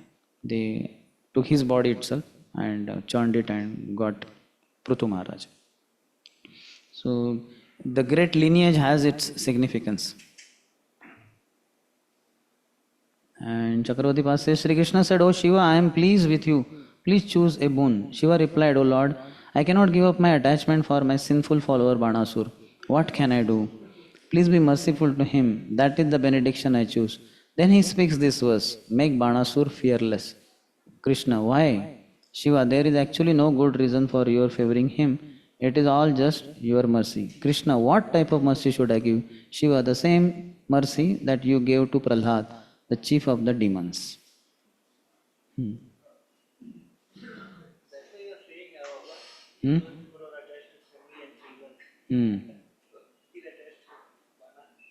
No, this is not that kind of attachment. You should not take Shiva is like, He is not so much for Lord, but more for. See, like this person, Bharat gave up connection with Kaikai fully. He said, "You are not my mother only," because she went completely against the purpose of the Lord. But when she came back to senses, then he was there with her.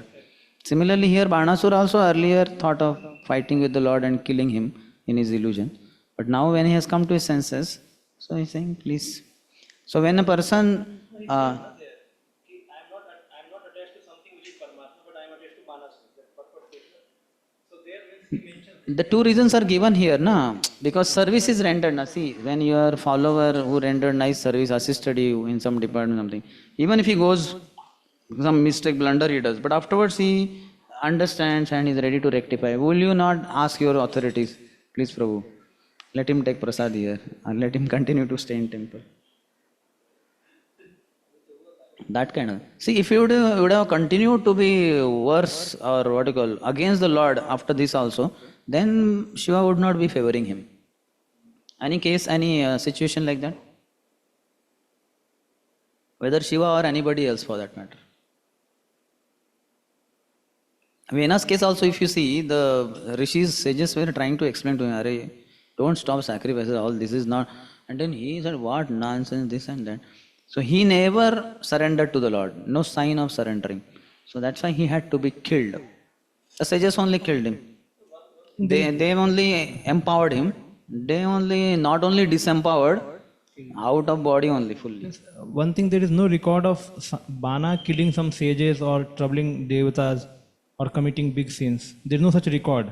How will he do that? Because he is worshipper of Lord Shiva, na? So Shiva will be very upset with that. when it is mentioned is a sinful, means he is acting against the Lord, like he is fighting. That is the greatest sin. But in general, he has not troubled some devotees, troubled some devatas. He has not done that.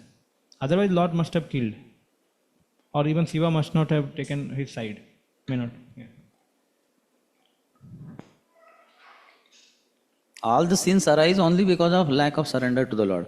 No recognition of Lord's supremacy. That's why the living entity, he turns around, na? What is that? Vimukh, he becomes. When he becomes Vimukh, then only he sees shadow. And shadow means all the bad things. Otherwise not.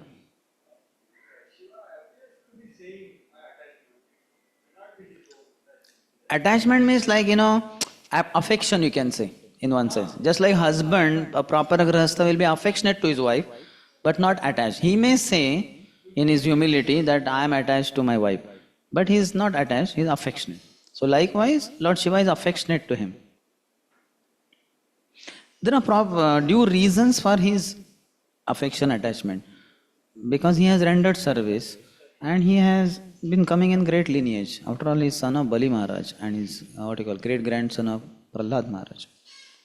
And he has come to senses now. See, if he after this, all this, he says, hell with Krishna, I am not, like Jarasan kind of person. 17 times he was defeated and the fellow never accepts Krishna's supremacy. And he is wondering how to finish off Krishna.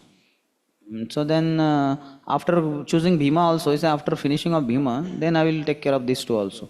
So that kind of person who has absolutely no plan to ever surrender to Krishna, despite repeated defeats or warning or whatever it is, such a person needs to be fully, killed only. Otherwise, Lord gives repeated opportunities for any sinner. To Ravan also, to last moment also, Lord is saying, even he comes now also and surrenders to me, I will make him the king of Ayodhya. Can you imagine? Ayodhya. Shatadhanva comes in the same category. He came after killing. Akrura, Kritavarma told him, this is Supreme Lord. They glorified him. It's nice, they enlightened him. This Supreme Lord, why don't you surrender? But Satadanva doesn't. Then actually Krishna goes and kills him actually. So he was enlightened also, but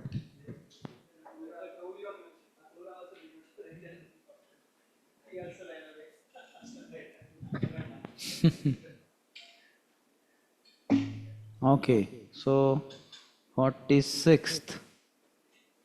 Shri Bhagavan Uvacha Yadatha Bhagavamstvam Naha करवाम प्रियं तव भवतो तन्मे भवतो यद्व्यवसितं तन्मे साध्वानुमोदितम्. The Supreme Lord said, "My dear Lord," that is referring to Lord Shiva, Bhagavan, "for your pleasure, must, my dear Lord, for your pleasure, we must certainly do what you have requested of us. I fully agree with your conclusion." So here the analogy is given by Acharyas. Krishna is like father, living entities are like son, and Lord's potencies are like his riches.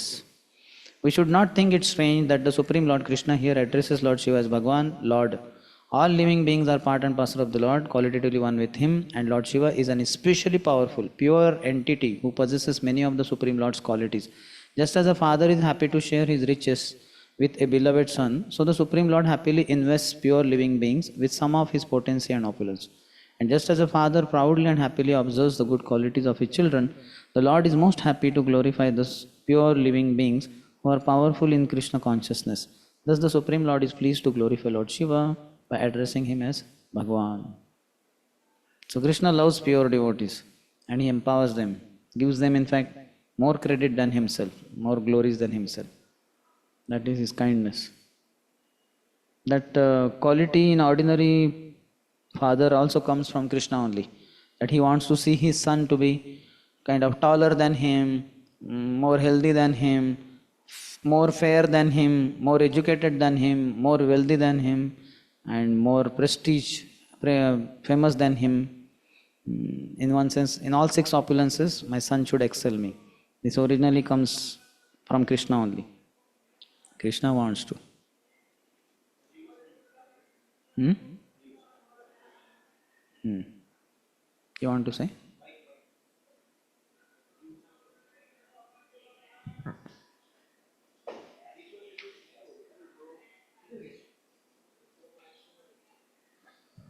Jiva Goswami says, Shiva, you are omniscient. You know I should respect him because of his relationship with Prahlad. You know it is glorious for me to give mercy to him. You know I took pleasure in fighting with him. You know that I would be fully satisfied in just cutting off his arms. You have ascertained all of this. Vyavasitam. I must do what you have requested me. Since you have affection for him, I cannot ignore your request. I will fulfill what you have concluded by your intelligence. I have agreed that it is good since you have concluded in this way. He uses the past tense to make the statement stronger. The Lord uses plural, nah, to indicate Prahlad and others as well. Among us, what you have requested to a particular individual will be done by him. Later he uses the singular me. It is accepted by me personally as well as all others. Here word affection is used, you see, not attachment. Jiva Goswami uses the word affection. 47. Avadhyoyam mamapesha vairochani suto asuraha prahladaya varo datto navadhyo me tavanvayah. I will not kill this demoniac son of Vairochani, for I gave Prahlad Maharaj the benediction that I would not kill any of his descendants. So Krishna is keeping his promise. He doesn't forget. Though Prahlad is not present here, Lord could have said, sorry, I forgot, I killed Banasur by mistake only, Oh, sorry Prahlad, miss afterwards. No. Lord never forgets his promise ever made to anyone. So which is that verse where Lord promised Prahlad? Anybody remembers? Knows first?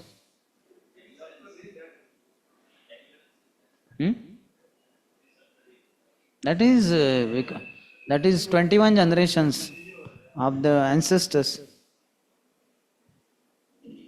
7 from mother side, 7 from father side, and 7 from previous life. But this is like, I will not kill anybody, any descendant in your family. It's like little more precise. I had this question earlier, so I'm asking you. Okay, you take your time, find out and let me know the verse. It should come either in 7th canto or it could come in 5th canto also. Because Prahlad is, but there he is just offering prayers. Lord doesn't speak there. But find out and let me know. Because we speak this many times. Lord did not kill Banasur, but we don't know exactly where it is.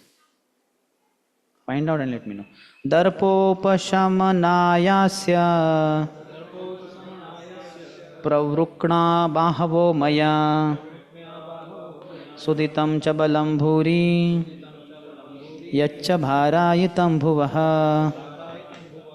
It was to subdue Banasu's false pride that I severed his arms and I slew his mighty army because it had become a burden upon the earth. So, it was to subdue Banasu's false pride and his army was burden upon the earth. 2 reasons why Lord arranged this pastime. 49. Chatvaro asya bhuja shishta भविष्यत्य जरामरः पार्षदमुख्यो भवतो न कुतश्चिद् भयोऽसुरः.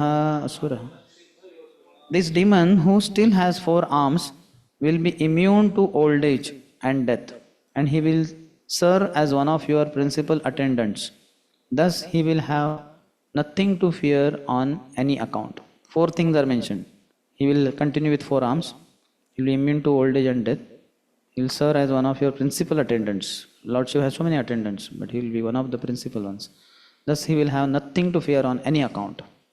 Just like Kaliya also, though Lord purified him, but by his lotus footprints on his hoods, each one of his hood, now Garudji or anybody else will never trouble, because they will respect, oh, this person is so fortunate. And his wives also said, Are, these lotus feet, dust or whatever is so rare for any great souls. It is Kaliya, what pious deeds did he perform that he got the lotus footprints? What was the pious deed that Kaliya did? He heard device sessions from his wives.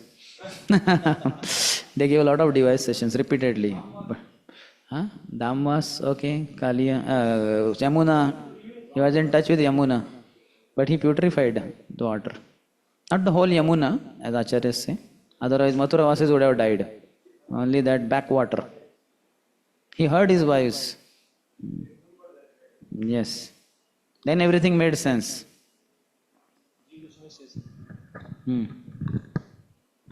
The Lord gives mercy. Though he is a demon, according to your request, he will be your chief associate. By the Lord's giving freedom from old age and death, the demon became peaceful even though he was in pain by having his arms cut off. He would have no fear even of samsara. He would then thus become a Jivan Mukta in future. Bhagavatam 11.12.5 mentions that by attaining the Lord's associate, he went to the Lord's abode, using na kutaschid bhaya instead of a kutaschid bhaya. Banasur went to Lord's abode. Is a poetic license. Afterwards. So in 11.12.5 mentions that by attaining the Lord's associate, he went to the Lord's abode. So means he became Jivan Mukta. He became Jivan Mukta or he went back? No. He would thus be a Jivan Mukta in future, Jiva Goswami says. In future means in this body only. Because he will not die, no death. And it mentions that he will go to the Lord's abode later. Okay, so he is highly blessed. Sahadeva? Sadeha. With this body only he will go back to Godhead. Because he has no death, is mentioned. He will freedom from old age and death. Already has four hands.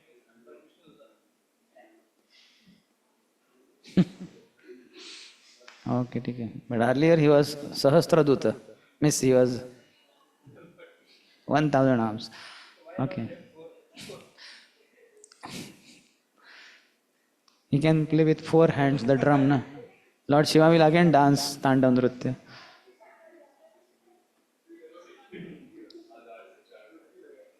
Okay, chalo, 50th. Iti labdhva abhayam krishnam pranamya shirasa suraha pradyumnim rathamaropya savadho samupanayat. Thus, attaining freedom from fear, Banasur offered obeisances to Lord Krishna by touching his head to the ground. Bana then seated Aniruddha and his bride on their chariot and brought them before the Lord. Banasur put Aniruddha on a chariot with his bride, Swavadhva. 51st. Akshohinya parivrutam suvasaha samalankritam sapatnikam puraskritya yayo rudranumoditaha. At the front of the party, Lord Krishna then placed Aniruddha and his bride, both beautifully adorned with fine clothes and ornaments, and surrounded them with a full military division. Thus Lord Krishna took his leave of Lord Shiva and departed. 52nd. Swarajadhanim samalankrutam dhvajaihi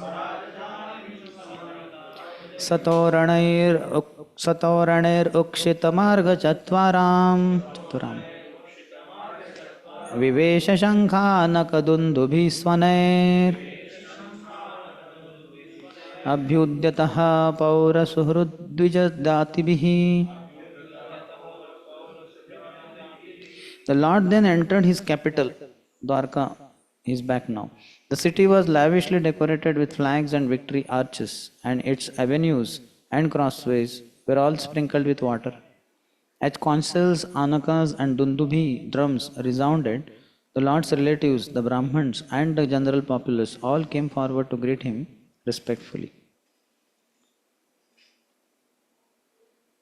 53rd, last verse. Yevam Krishna Vijayam Shankarena cha samyugam samsmaret pratar utthaya न तस्य स्यात् parajayah. So victory formula.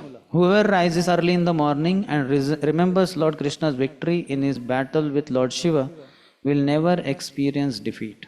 Haribol.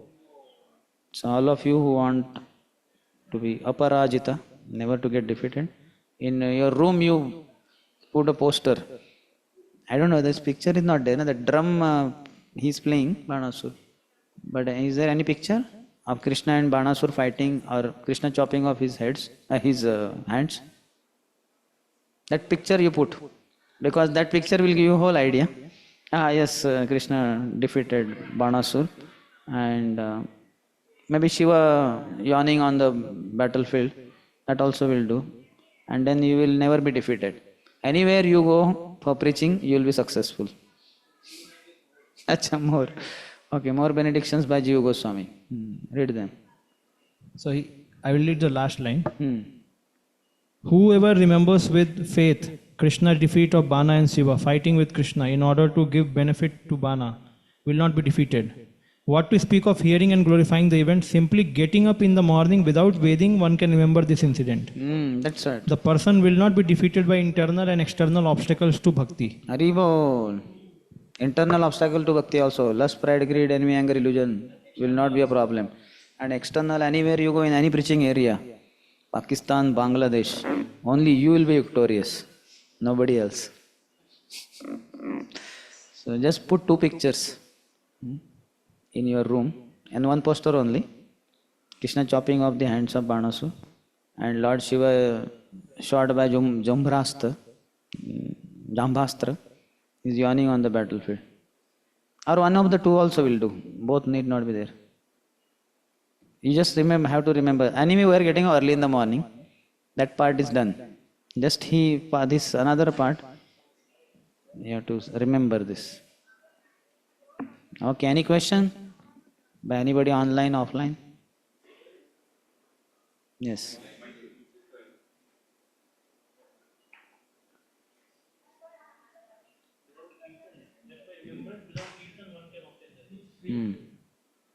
Just you have to remember. That's why the poster is enough. 1 photo is enough.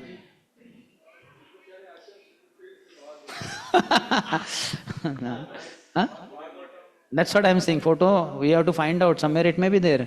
Nowadays, many devotees have put it on online. Many things like our what is his name, Raghunath Charan Prabhu, no? When he gives Acharya's katha and all on their appearance, Ranchod Charan Prabhu. You can see he gets so many amazing pictures which you might not have seen in life. So on online, yeah, many pictures are there. Many devotees have drawn. Like earlier, long before Prabhupada's time, American devotees had drawn, but afterwards Russian devotees also have drawn a lot of pictures of Krishna Lila and all. So you get somehow one picture and circulate to all. To me also you would send one. Is it the same war happened between Lord Krishna and Lord Shiva? After that, Lord Shiva given place in Bhubaneswar. It is No, not this. That is that Sahadev, not Sahadev, what is his name? Sudarshan, the son of Kashiraj. When his that battle happened, so that time Krishna chopped off the head of Kashiraj and threw it, means it reached the Vani, Kashi. So they thought Krishna's head has come, as this Kashiraj had promised. But after observing closely, then they observed, "Arey, this is our king's thing only." So then his son, Sudarshan, I believe, Sudarshan, na? Sudakshin, I think. So he performed a yagya to Shiva. He pleased Lord Shiva and created that Krutya. But Lord Shiva said, this will not be applicable. This will not be able to finish off anybody who is worshipper of Brahmanas. And in case that is done, then it will backfire. And unfortunately, this fellow sent it on Krishna, Dwarka. But Dwarka is protected by Krishna. Krishna's Sudarshan and all that. And then because it was not able to destroy Dwarka as well as Krishna, so it came back to Kashi. And Sudarshan chased after that this Krutya also, finished it off and then finished off this Kashi. This Sudakshin, this Krutya finished off Kashi, and Sudarshan killed this Krutya also. So that time Lord Shiva was without Kashi. So that time Lord called him, you come to my abode. It is not this time. This time it's all congenially done. Na? Lord Shiva prayed for Bana. Bana is also spared. And what to speak of Lord Shiva, he never had any ill intention. Any other question? Devotees online?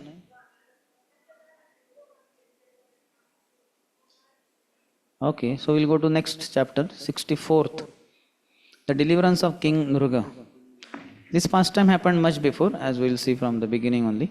All the sons of Krishna, Jamba, Samba, Pradyumna and others, they're all very small.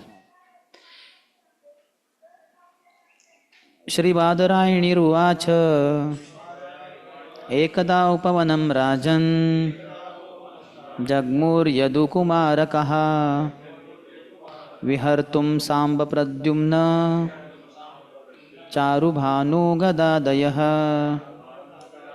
Shri Badarayani said, O king, one day Samba, Pradyumna, Charu, Bhanu, Gada and other young boys of the Yadu dynasty went to a small forest to play. So many children, small. Purport. Srila Sridhar Swami states that the story of King Nruga narrated in this chapter is meant to give sober instructions to all proud kings.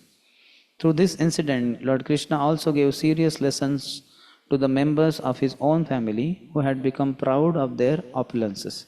So kind of half the chapter is this story, deliverance of this lizard, huge lizard from the well, and then it appears as effulgent personality. When asked whereabouts, he tells what happened exactly. Then after he leaves, then Krishna, pastime doesn't end there, chapter doesn't end there, then Krishna instructs all his family members who him had taken there, and he tells. So that will be, yeah, all are children only. That's what, this is long before. Shukdev Goswami goes in ecstasy, so nothing is in sequence. So, I mean, nothing is in sequence, not many things, means everything is not in sequence. There are things in sequence also, but not everything is in sequence. So this happened much before, but now Shukdev Goswami remembered, so he inspired, so he is speaking. That's why in Sri Gopal Champu I was trying to find out. I knew it cannot be there because that is in sequence. Here it is not in sequence. But earlier also could not find it. I don't know where it is. It should be there somewhere. Jiva Goswami might have mentioned. Which one? Where? Jiva Goswami only says in Sri Gopal Champu. Chakravati Pa says, in this chapter, Krishna rescues King Durga from a well and hears about his giving charity. In this way, Krishna instructed his duly frightened devotees about charity and devotion to Brahmins. Somewhere it is mentioned. Where? What is saying?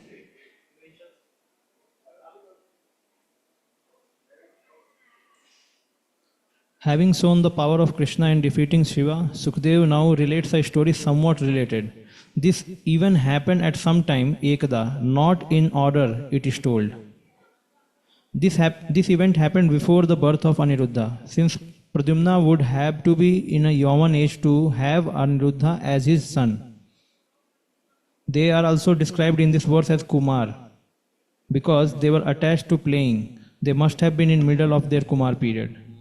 Since Samba and others are also mentioned, he was in Dwarka, not Rukmi city, where Anuruddha was born. This incident must have happened just after he returned from Sambara city. Sukdev addresses Parikshit in amazement that a small sin of King Nirga could have such effect, or he calls him to remove the details of the previous pastime and concentrate on the present pastime. Yes. So, he also, Jiva Goswami mentions that after 44 years of being in Mathura, Dwarka, etc., then Krishna returns to Vrindavan. That kind of description Jiva Goswami gives in Sri Gopal Champu. Yeah, he will be born. Generally, women when they are pregnant, they go to their mother's place, father's place.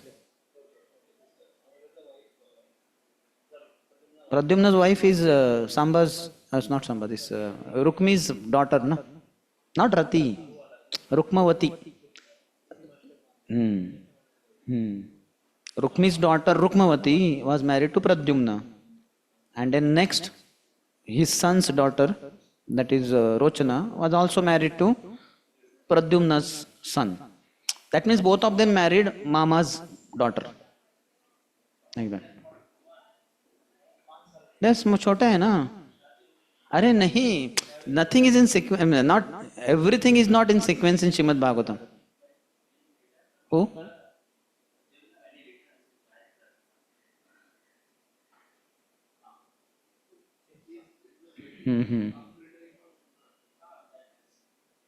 He was kidnapped from maternity ward only, no? In first 10 days only he was kidnapped. And when he came back, he was grown up. There only in Shambhar. And Pradyumna name is mentioned here. So that is a mystery. Find out. You only have to do homework. Car parking. See, other children will be small only. But because Pradyumna's name is mentioned, so there comes the mystery.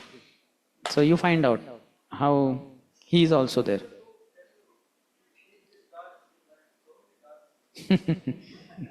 Don't worry, we have big parking area. But only thing, the car should be taken out also sometimes. Other all are parked permanently. Okay, next.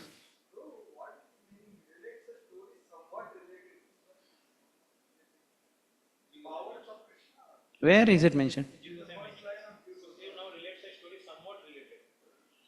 Because now this is all Aniruddha and all that section happened, na? Pradyumna.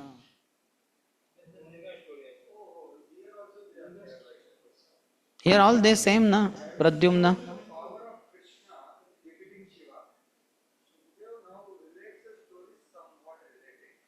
This is also power of Krishna, because the children were not able to, they tried their best to take the lizard out. So they were helpless, so they went to Krishna. That will come as a part of story, narration. And Krishna just effortlessly took him out with his left hand or something. And not only that, by the touch of Krishna, immediately the lizard transformed into a great, beautiful personality. All are Krishna's powers only. Sometimes Rasik section goes on, na, like Krishna with the gopis, all that in Vrindavan.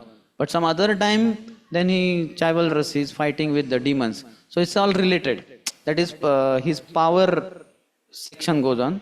Other times his enjoying section that goes on. So that way. One thing, after coming from Sambar city, they got married after some time. Sati and Pradyumna. Rakti and Pradyumna got married. I'm not remembering. You all went through that section, na? Did they marry in Dwarka or there only they got married in Shambharas? I don't remember that. Might have married. Like Krishna kidnapped Rukmini in Kaundinyapur, but he got her here in Dwarka. And then also he did not marry. So, and then Jambavati also came, but he did not marry her. So then that, I think I told earlier, the message was sent to Nanda Maharaj.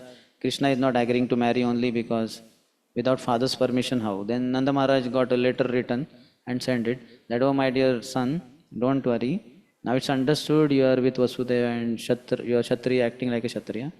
You will have to marry many princesses like that. So no need to worry. We are giving permission for all time. You marry as much as required. And don't worry, wait up for us like that. So at least Krishna married his wives in Dwarka only. Huh? Who? Krishna did not send. Nanda Maharaj wrote later. Message.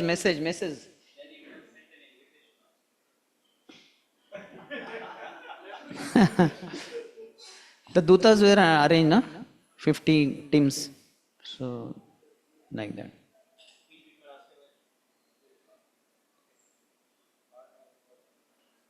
There are somewhere else it is mentioned that why Krishna sent Nanda Maharaj back, because if these demons come to know that Nanda Maharaj is involved, then they will create trouble in Vrindavan also, which Krishna did not want. So in one sense there is no communication. Now after this story in Gopal Champu, Jiva Goswami writes that when the Dutas brought the message that Krishna got married to Pradyumna's marriage, Aniruddha's marriage with Usha and all that. So because though Nanda Maharaj should have sent gifts for newly married couples, etc.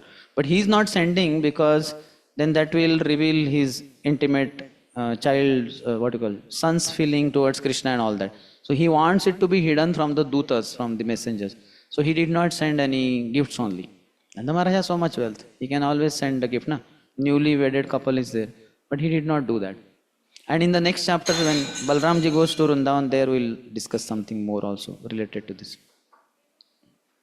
So he had to hide from his side, Nanda Maharaj, his feelings for the child Krishna, for his son Krishna, and Balram as well.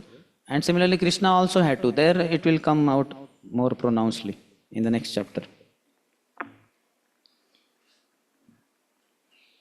The very internal reason is the rasas are different in two places, and they cannot exist properly. The mixing is not proper. That's why that is not allowed. And external reason, all this, that until I kill all the demons, I cannot come to Vrindavan. But I will come to Vrindavan.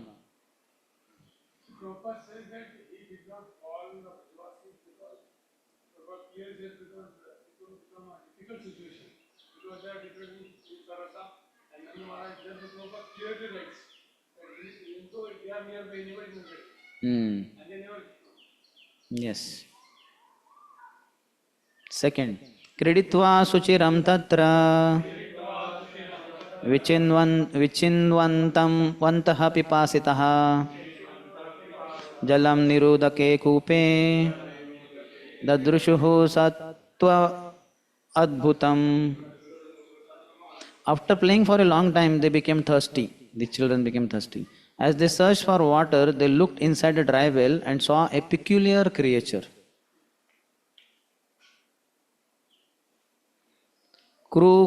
Krukalasam girina nibham Viksha vismita manasaha Tasya chodharane yatnam Chakruste grupayanvitaha The boys were astonished to behold this creature, a lizard who looked like a hill.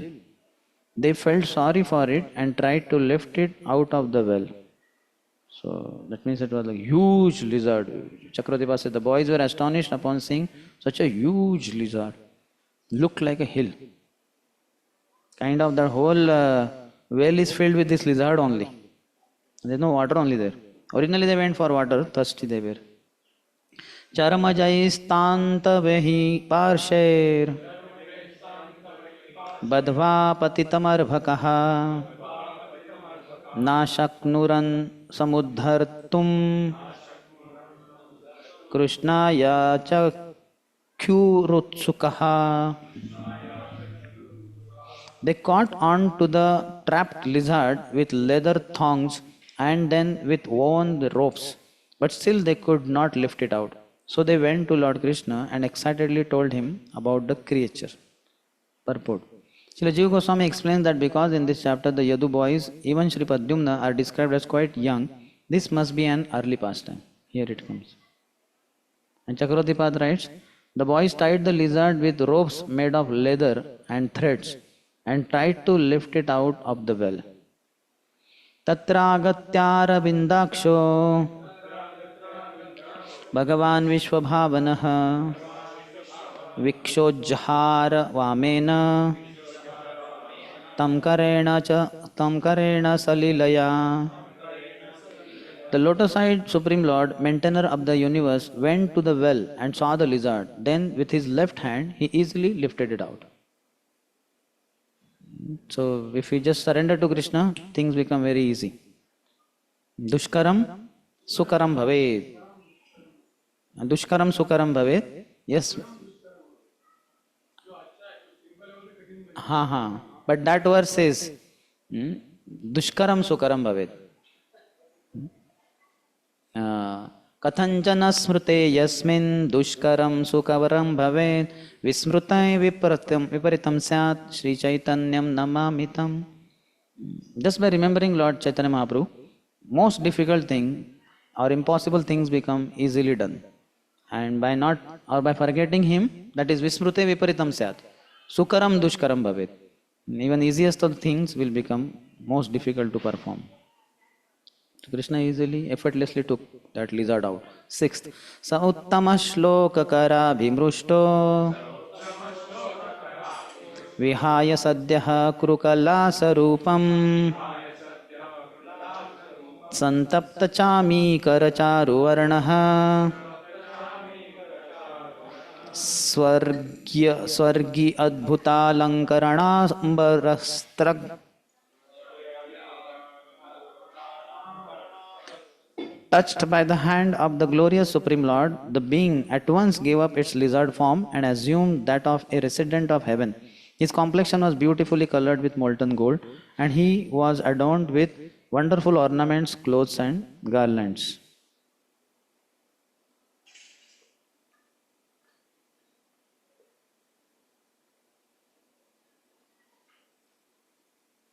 Chakravarti says, after giving up the lizard body, he assumed the form of a demigod, Swargi,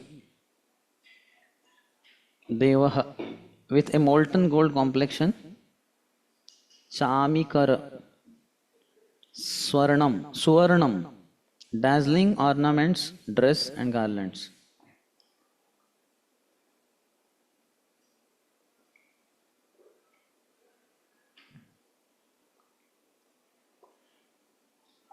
Seventh, Papracha vidvana pitan nidanam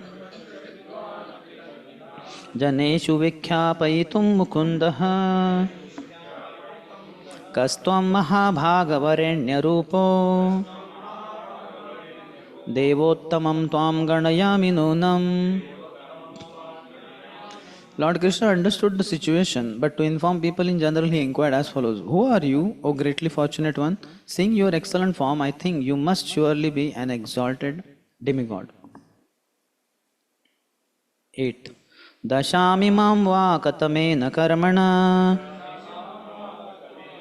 samprapito asyata arha subhadra आत्मानमाख्याहि विवित्सतां नो यन्मन्यसे नः क्षमम् अत्र वक्तुम्. By what past activity were you brought to this condition? It seems you did not deserve such a fate, O good soul.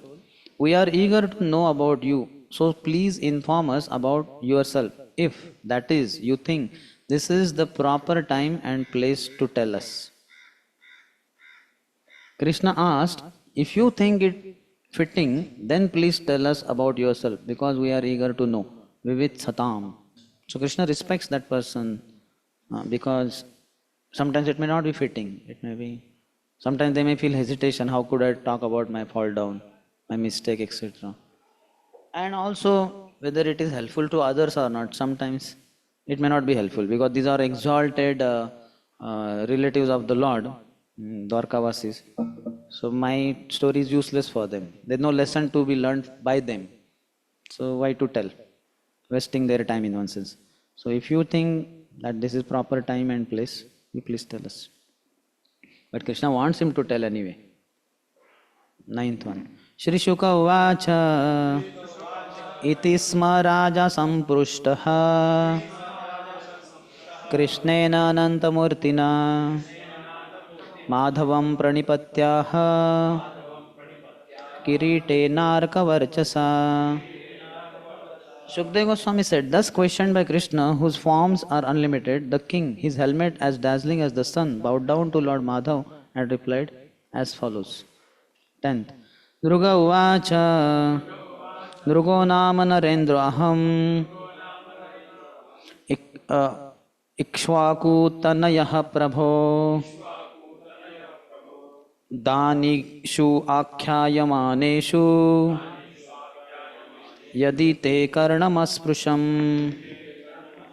King Druga said, I am a king known as Druga, the son of Ikshvaku. Perhaps, Lord, you have heard of me when lists of charitable men were recited. So this kind of recitation would go on in the king's kingdoms. These are all Dani people. This list would be going on to inspire the next set of next kings. So you might have heard my name, that's what he's saying. And Chakravarti passes the word yadi, perhaps, in this case indicates there is no doubt as in the usage. If the Vedas are authoritative evidence, which means since the Vedas are authoritative evidence. So if yadi, yadi what is it? Yadi te karanam asprusham. In case, O Lord, when you heard the list of previous generous kings, you might have heard my name. That means you must have definitely heard. 11th. Kim nu te aviditam natha sarvabhutatma sakshinaha kalena vyaruta dadrusho vakshyathapi tavagyaya. What could possibly be unknown to you, O Master? With vision undisturbed by time, you witnessed the minds of all living beings. Nevertheless, on your order, I will speak. Purport. Since the Lord knows everything, there is no need to inform him about anything. Still, to fulfill the Lord's purpose, King Durga will speak. Chakravarti says, King Durga said, what is unknown to you? Rather, you know everything. 12th. Yavatyaha sikata bhumer Yavatyo divitarakaha Yavatyo varshadharascha Tavatir idamam smagaha adadam Tavatir adadam smagaha. I give in charity as many cows as there are grains of sand on the earth, stars in the heavens, or drops in a rain shower. No exaggeration. He's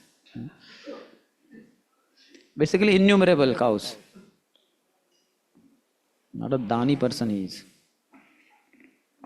Chakravarti says, according to the previous authorities, these phrases indicate only that the king gave innumerable cows in charity. Others say that Durga's statements about the number of cows donated are exactly true because a single cow given in charity at such a sacred place as Kurukshetra or at such times as an eclipse of the sun is equivalent to giving 10 million cows in charity. One cow, 10 million means 1 crore. 1 crore cow. Hare Krishna, Krishna Krishna, Hare Hare, Hare Ram, Ram Ram, Hare Hare. You can chant in Kurukshetra, you can chant in Surya Grahan time. Yes. For the pleasure of Samarpan Gopru, the holy fame also chanted in Bhakti Vedanta course. Yes. Hare Krishna.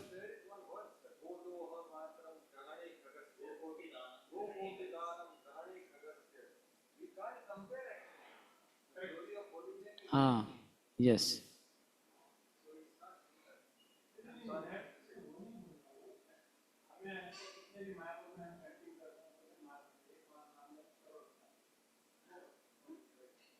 Okay. Anyway, let us chant Hare Krishna, Krishna Krishna, Hare Hare, Hare Ram, Ram, Hare Hare. In case we indirectly, directly committed offense, or we underestimated the power of holy name, or holy fame, or anything. 13th. Payasvinistarunihi Shelarupa Gunopapannaha Kapila Hemashrungihi Nyayarjita Rupyakhuraha Savatsa Dukulamala Bharana Dadau Aham. So cows were of such high grade quality that is described here. Young, brown, milk-laden cows who were well behaved, beautiful and endowed with good qualities, who were all acquired honestly and who had gilded horns, silk-plated hooves and decorations of fine ornamental cloths and garlands, such were the cows along with their calves that I gave in charity. Cannot imagine. Gilded horns means covered with gold. Horns were gold plated, and hooves were silver plated. We cannot imagine one cow like that. With great effort, we have done gold plating for the altar here. So much money to collection. That ninth canto might have described. Is it described? You went through ninth canto, na? So, please recollect. What was the part of CB? CB.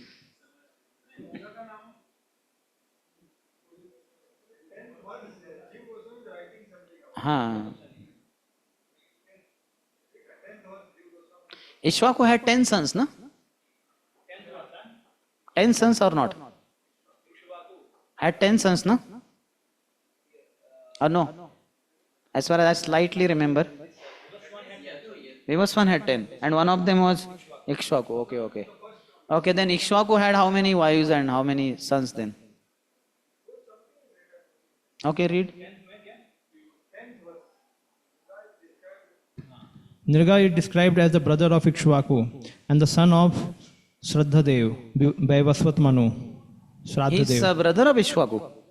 He's a brother, as the brother of Ikshwaku and son of Shraddhadev. But here he mentioned as son of Ikshwaku, not brother. Huh?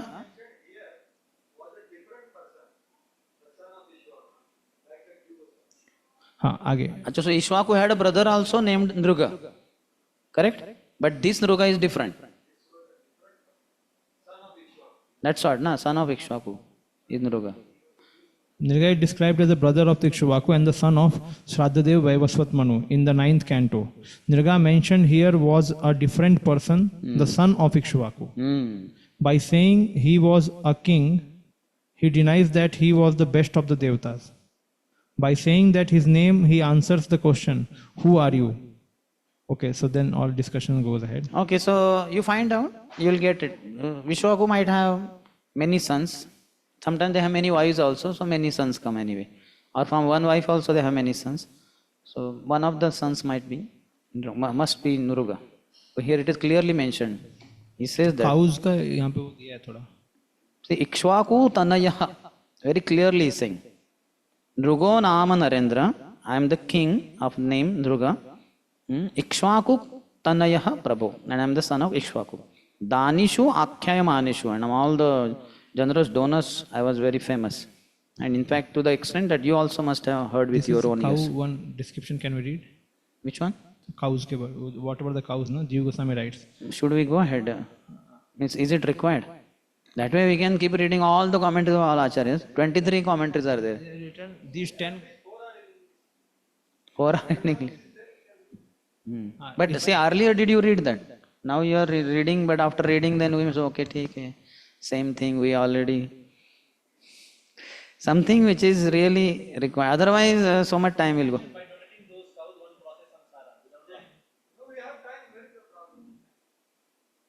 Donating those cows?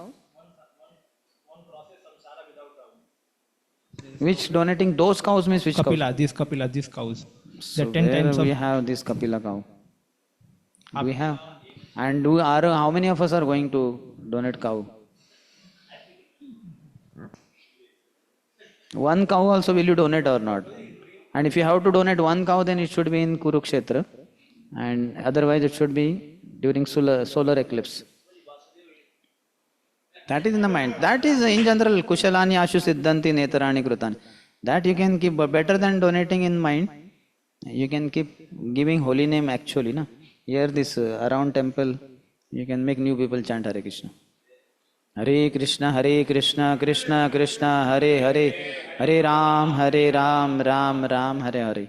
Or much better would be you go to schools and to children. Transformation of Gurukul, modern Gurukul. Okay, 14, 15. So alankrutebhyo gunashilavadbhyah siddhat kutumbebhyah vrita vratebhyah tapah shruta brahmavadanya pradam yuvabhyo dvijapungavebhyah gobhu hiranyayatanashvahastinah कन्यः सदा शिस्तिलरूप्यशय्यः वासांसि रत्नानि परिच्छदान् रथान् इष्टं च यज्ञैश्चरितं च पूर्तम्. Translation: I first honored the Brahmans who were, now see, not just giving cows, how Brahmanas were worshipped. I first honored the Brahmans who were recipients of my charity by decorating them with fine ornaments. Those most exalted Brahmans whose families were in need were young and possessed of excellent character and qualities. They were dedicated to truth, famous for their austerity, vastly learned in the Vedic scriptures, and saintly in their behavior. I gave them cows, land, gold, and houses, along with horses, elephants, and marriageable girls with maid servants, as well as sesame, silver, fine beds, clothing, jewels, furniture, and chariots. In addition, I performed Vedic sacrifices and executed various pious welfare activities. My God, that is all secondary. But this itself, Brahmanas were made literally Kshatriyas only. They will have wives. Certainly there will be Brahmin girls, but the Brahmin girls will have maid servants. And each one of these Brahmanas, and what not is elephants, horses, huh? Huh? Gold, yeah. But literally they are made into Kshatriyas only. Yes. The housework they will do. Housework.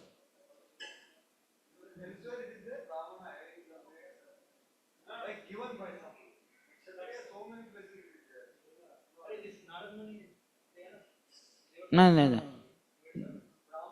That is independent, that is the Shudra.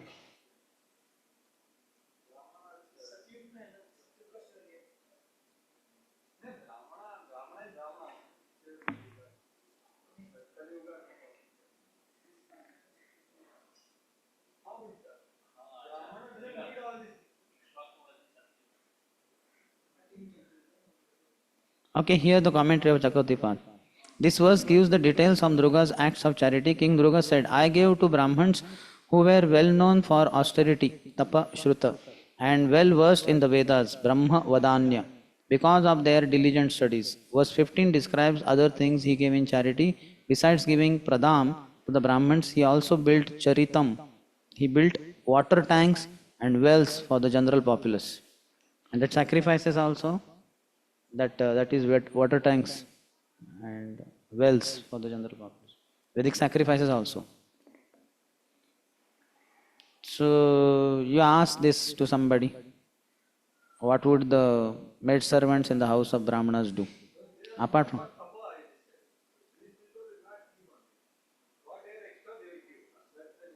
and these girls need to be married also in case they are not married. Maid servant girls. If they are already married, then they will go to their husband house also. Hmm.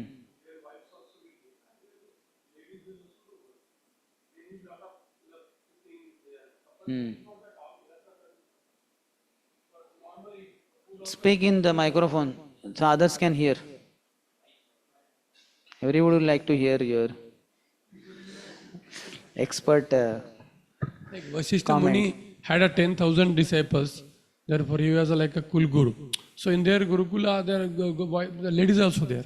The Grihasthas are there. They do tapasya also, ladies also do. They are also sadhu only. They'll get water from the well. Cooking Sacrifice for the Lord, arrangement. sacrifice. So like Narad Muni also, she was serving Kaya. So this is when they are unmarried girls. After marriage, And they will marry some Acha, of they the will marry disciples. somebody there only. They are all systems are set up there. Okay, okay, ठीक है.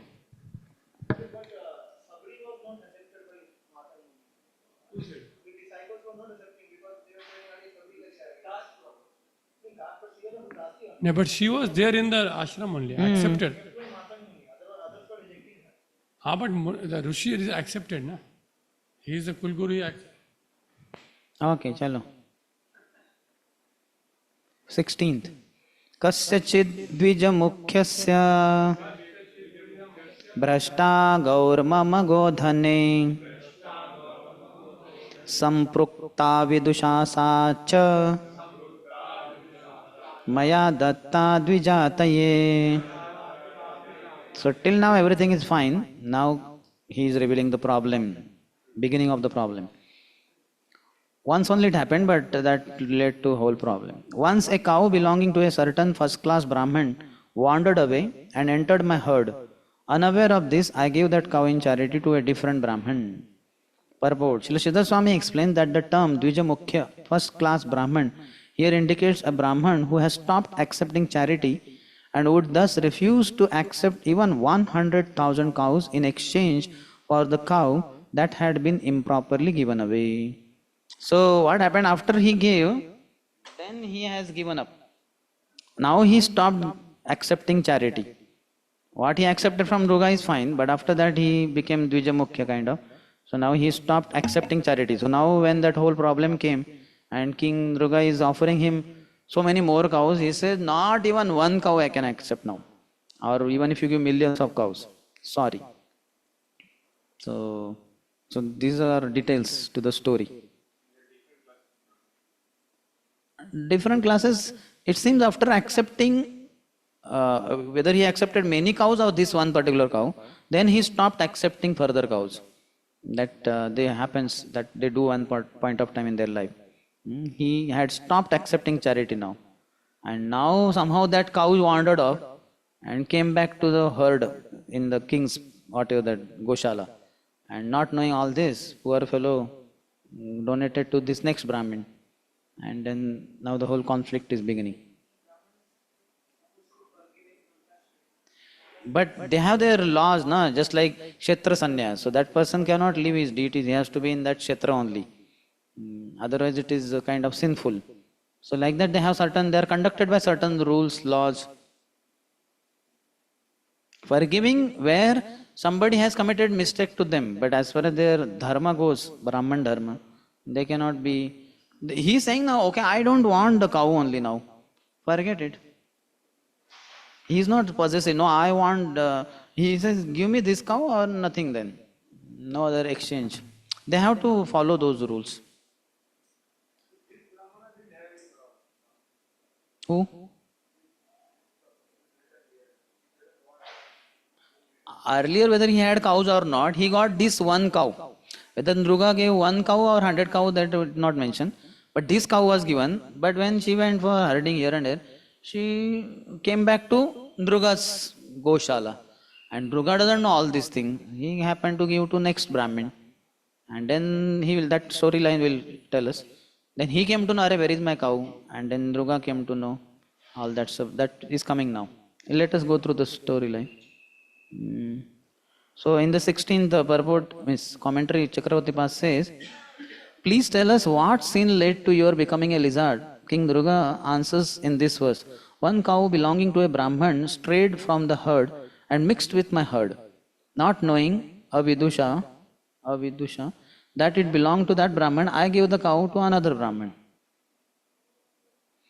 17. Tam niyamanam tatswami दृष्टो वाचप ममेति तं ममेति परिग्राह्यः दृगो मे दत्तवानिति. When the cow's first owner saw her being led away, he said, "She is mine." How they recognize her? She is mine. The second Brahman, who had accepted her as a gift, replied, "No, she is mine. Durga gave her to me." 18th. Wipro विवदमानो माम् उचुतुः स्वार्थसाधकौ भवान् दातापहर्तेति तच्छ्रुत्वा मे अभवत् भ्रमः. As the two Brahmins argued, each trying to fulfill his own purpose, they came to me. One of them said, "You gave me this cow," and the other said, "But you stole her from me." Hearing this, I was bewildered. Can you imagine? He gave, and then you stole from me. It will like, too much, too heavy for somebody. He is giving charity after charity, cows after cows in charity, and he is blamed as a thief. This purport, commentary. The second Brahman who had accepted the gift said, "You have given the cow to me." The first owner said, "You took her away from me." Hearing that, I was put in extreme perplexity. Brahmaha. Yes. There whose Brahmana's qualities, they that are is well true, behaved but and all that. yes, but So now they have certain rules, na. Especially this first one Brahman, he has stopped accepting charity, and now he is proposed you accept 10,000. According to dharma only. No, he has identified his cow. So he told that other Brahman, "Are you are taking my cow?" He said, No, no, I got it from Durga. Hmm. Hmm. Hmm.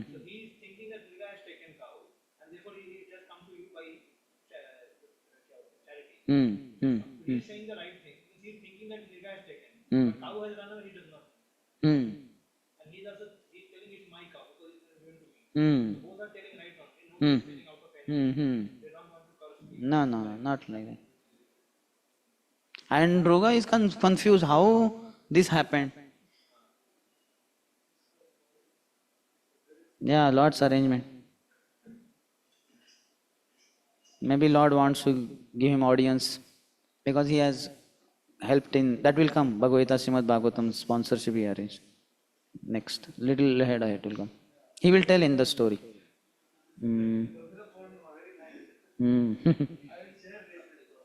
4:30.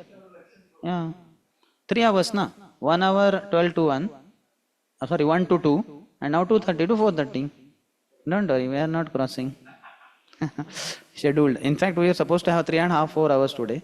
But because Brahmachari class got extended, so we are having only 3 hours. If you wish, we could meet in the evening. For your pleasure. Okay, so we read that. 1920th. Anunitao ubhau vipro dharmakrushra gatena vai gavam laksham prakrushtanam दास्यामेष्या प्रदीयताम् भवन्तावनुगृह्णीताम् किङ्करस्याभिजानतः समुद्धरतं मां कृश्रात् पतन्तं निरये अशुचो. Finding myself in a terrible dilemma concerning my duty in the situation, I humbly entreated both the Brahmins. I will give 100,000 of the best cows in exchange for this one. Please give her back to me. Your good selves should be merciful to me, your servant. I did not know what I was doing. Please save me from this difficult situation, or I will surely fall into a filthy hell. 21st. Naham pratiche vairajan iti uktva samyapakratam kramat nanyad gavam apyayutam ichhamitya paroyayo. The present owner of the cow said, I don't want anything in exchange for this cow, O king, and went away. The other Brahman declared, I don't want even 10,000 more cows than you are offering, and he too went away.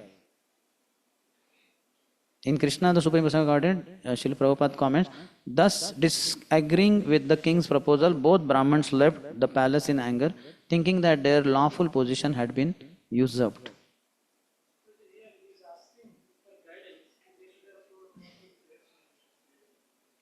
The guidance is all about the cow only, na?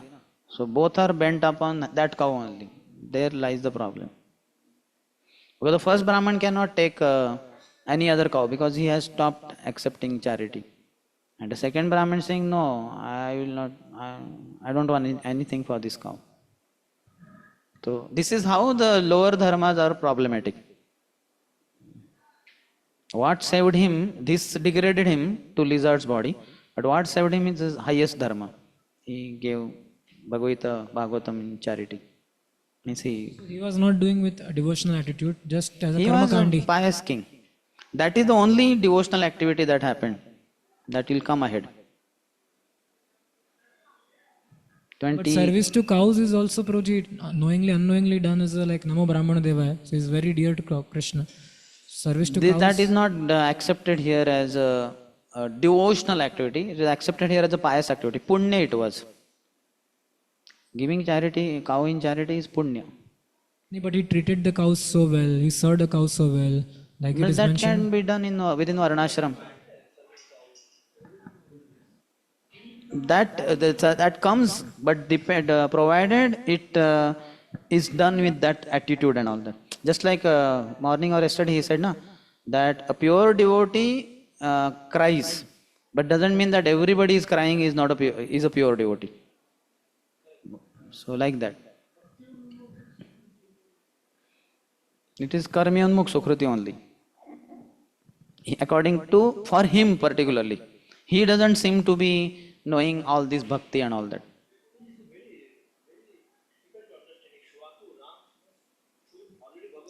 But then Vena also is son of Anga, who is a pure devotee.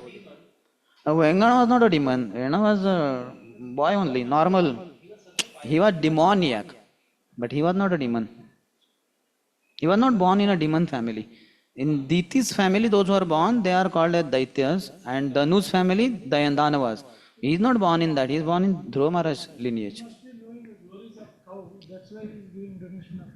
That is pious activity. Na? If you give cows in charity, you will attend heaven, you will get this, that, so many things.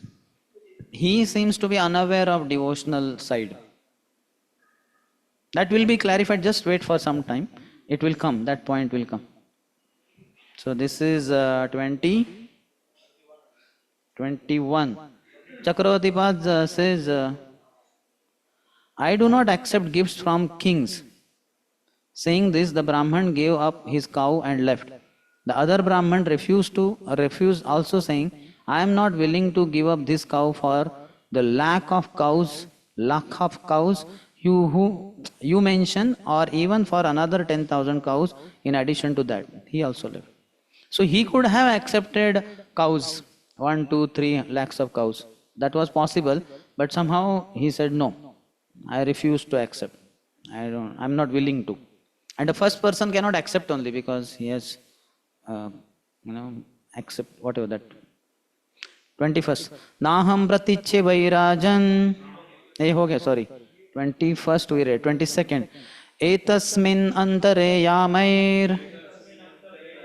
दूतैर्नितो यमक्षयम् यमेन पृष्टस्तत्राहम् देवदेव जगत्पते. O Lord of Lords, O Master of the Universe, the agents of Yamaraj, taking advantage of the opportunity thus created, later carried me to his abode. There Yamaraj himself questioned me. According to the Acharyas, the king's performance of fruitive activities had previously been flawless, but now an inadvertent discrepancy had arisen, and so when the king died, the Yamadutas took him to the abode of Yamaraj called Sayyamani. And Chakravartipad says, the description in this verse took place after Nruga died. The Yamadutas brought him to the abode of Yamaraj, Yamakshayam, known as Sayyamani. 23rd. Purvam tvam ashubham bhungshva utaho nrupate shubham nantam danasya dharmasya pashye lokasya bhasvatah. Yamaraj said, my dear king, do you wish to experience the results of your sins first or those of your piety? Indeed, I see no end to the dutiful charity you have performed or to your consequent enjoyment in the radiant heavenly planets. Chakravartipad says, Yamaraj said, do you first want to experience the sinful reaction for unknowingly taking away the Brahman's cow or the pious reactions of your charities? I do not see an end to the results of your charity, nor do I see an end to your living in Swargaloka, Bhasvataha Lokasya. 24th. Purvam deva shubham bhunja iti praha pateti saha tavad adrakshamatmanam Krukalasam patan prabho. I replied, first, my lord, let me suffer my sinful reactions. And Yamaraj said, then fall. At once I fell, and while falling, I saw myself becoming a lizard, O master. 25th. Brahmanasya vadanyasya tabadasasya keshava smrutir nadyapi vidvasta Bhavat Sandarshanarthinaha. O Keshav, as your servant, I was devoted to the Brahmans and generous to them, and I always hankered for your audience. Therefore, even till now, I have never forgotten my past life.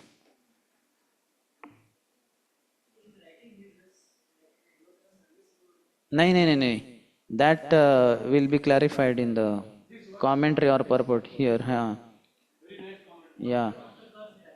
Purport. Srila Jiva Goswami comments on this verse as follows. Since King Nruga openly declared that he had two outstanding qualities, namely devotion to the Brahmans and generosity, it is clear that he possessed these qualities only partially, since someone who is truly pure would not boast about them.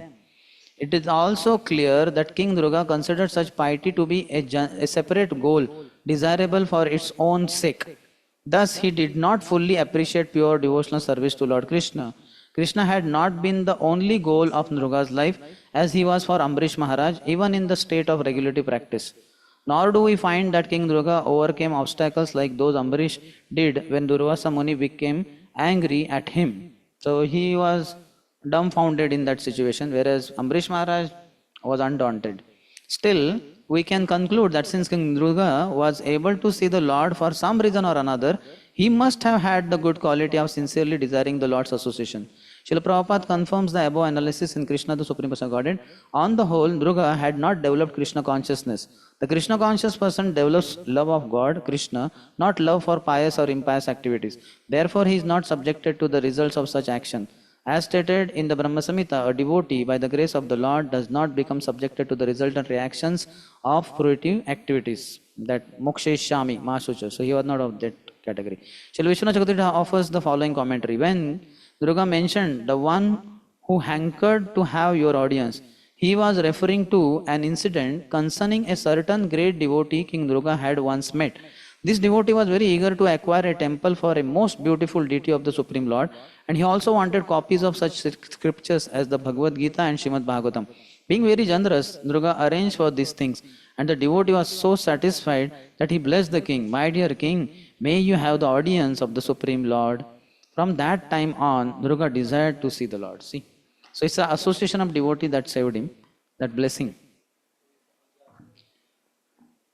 Agyat means not so much Agyat also, because he was asked directly by that Brahmin that I have deities but I don't have temple. So, and I want to copy.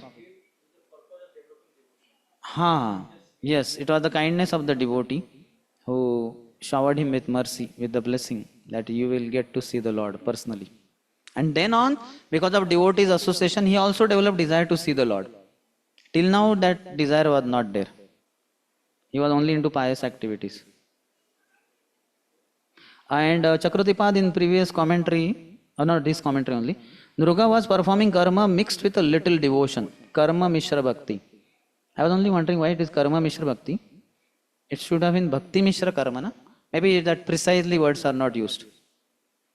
Because predominantly he was doing karma, but it was mixed with little devotion. Whatever. Taking shelter of this mixed bhakti, Durga thus expressed himself humbly before Krishna as his servant, Tava Dasasya.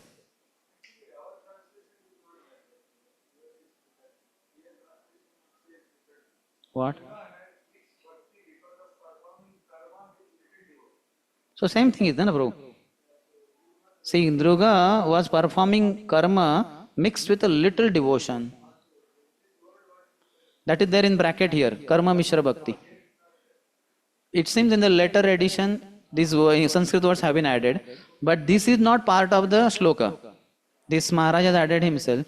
Maybe he meant bhakti mishra karma, but somehow it came as karma mishra bhakti. Hopefully the person while printing or editing, he should not have changed. He might not have understood what is this karma mishra, bhakti mishra karma. Maybe this is karma mishra bhakti. Yeah. Hopefully he has not done that. Maharaj only in Hari Bari might have written karma mishra bhakti.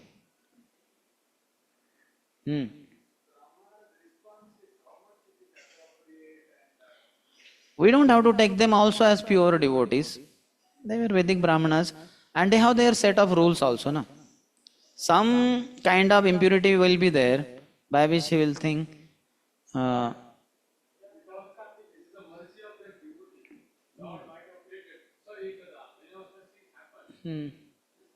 That is from Durga's point of view. His whole question is on those Brahmanas. No, the first Brahman is valid because he has taken, this is all under Karma Kanda. So he, after accepting this charity or maybe next charity, at one point of time he decided no more charity, whatever that rule. So now, after that, now how can he take next charity of new cow or millions of cows? He said, I want this cow only. Yes, bro, that principle is one thing. I was speaking because the Lord is speaking to four Kumaras, where he is establishing the glories of Vaishnavas over Brahmanas. In that section, there Lord clearly... Take the mic, otherwise these devotees will be thinking, I am nodding and who is speaking and we are not hearing. In this section of third canto, I don't know where it is, 14th chapter, four Kumaras are being Fourth spoken. canto, no? Prithu Maharaj? No. Four Kumaras visiting. Okay. Jai Vijay and all that hai. enigmatic speech of the Supreme Lord, the most amazing speech of the Supreme Lord, where he appears to glorify the Brahmanas. However, he is actually taking side of his devotee. Yes. So there, Srila Vishwanath Thakur very clearly says the Lord's intention. So he kind of says there that you fellow Brahmanas, you keep on becoming angry and we have to do all this arrangement to pacify you. No? Like that he says. Because you become angry for small things, you become angry. So this nature is also there in Brahmanas, which Lord actually says. But see, false ego will be there, na? False ego is there, that's why it comes in Varnashram, na? They will have the modes. He has goodness, and the goodness will have pride also. Sukham, we are Sukhi and we are Jnanam. So there will be some pride, which should not be exhibited, but sometimes they may exhibit. When provoking situation comes, they will exhibit.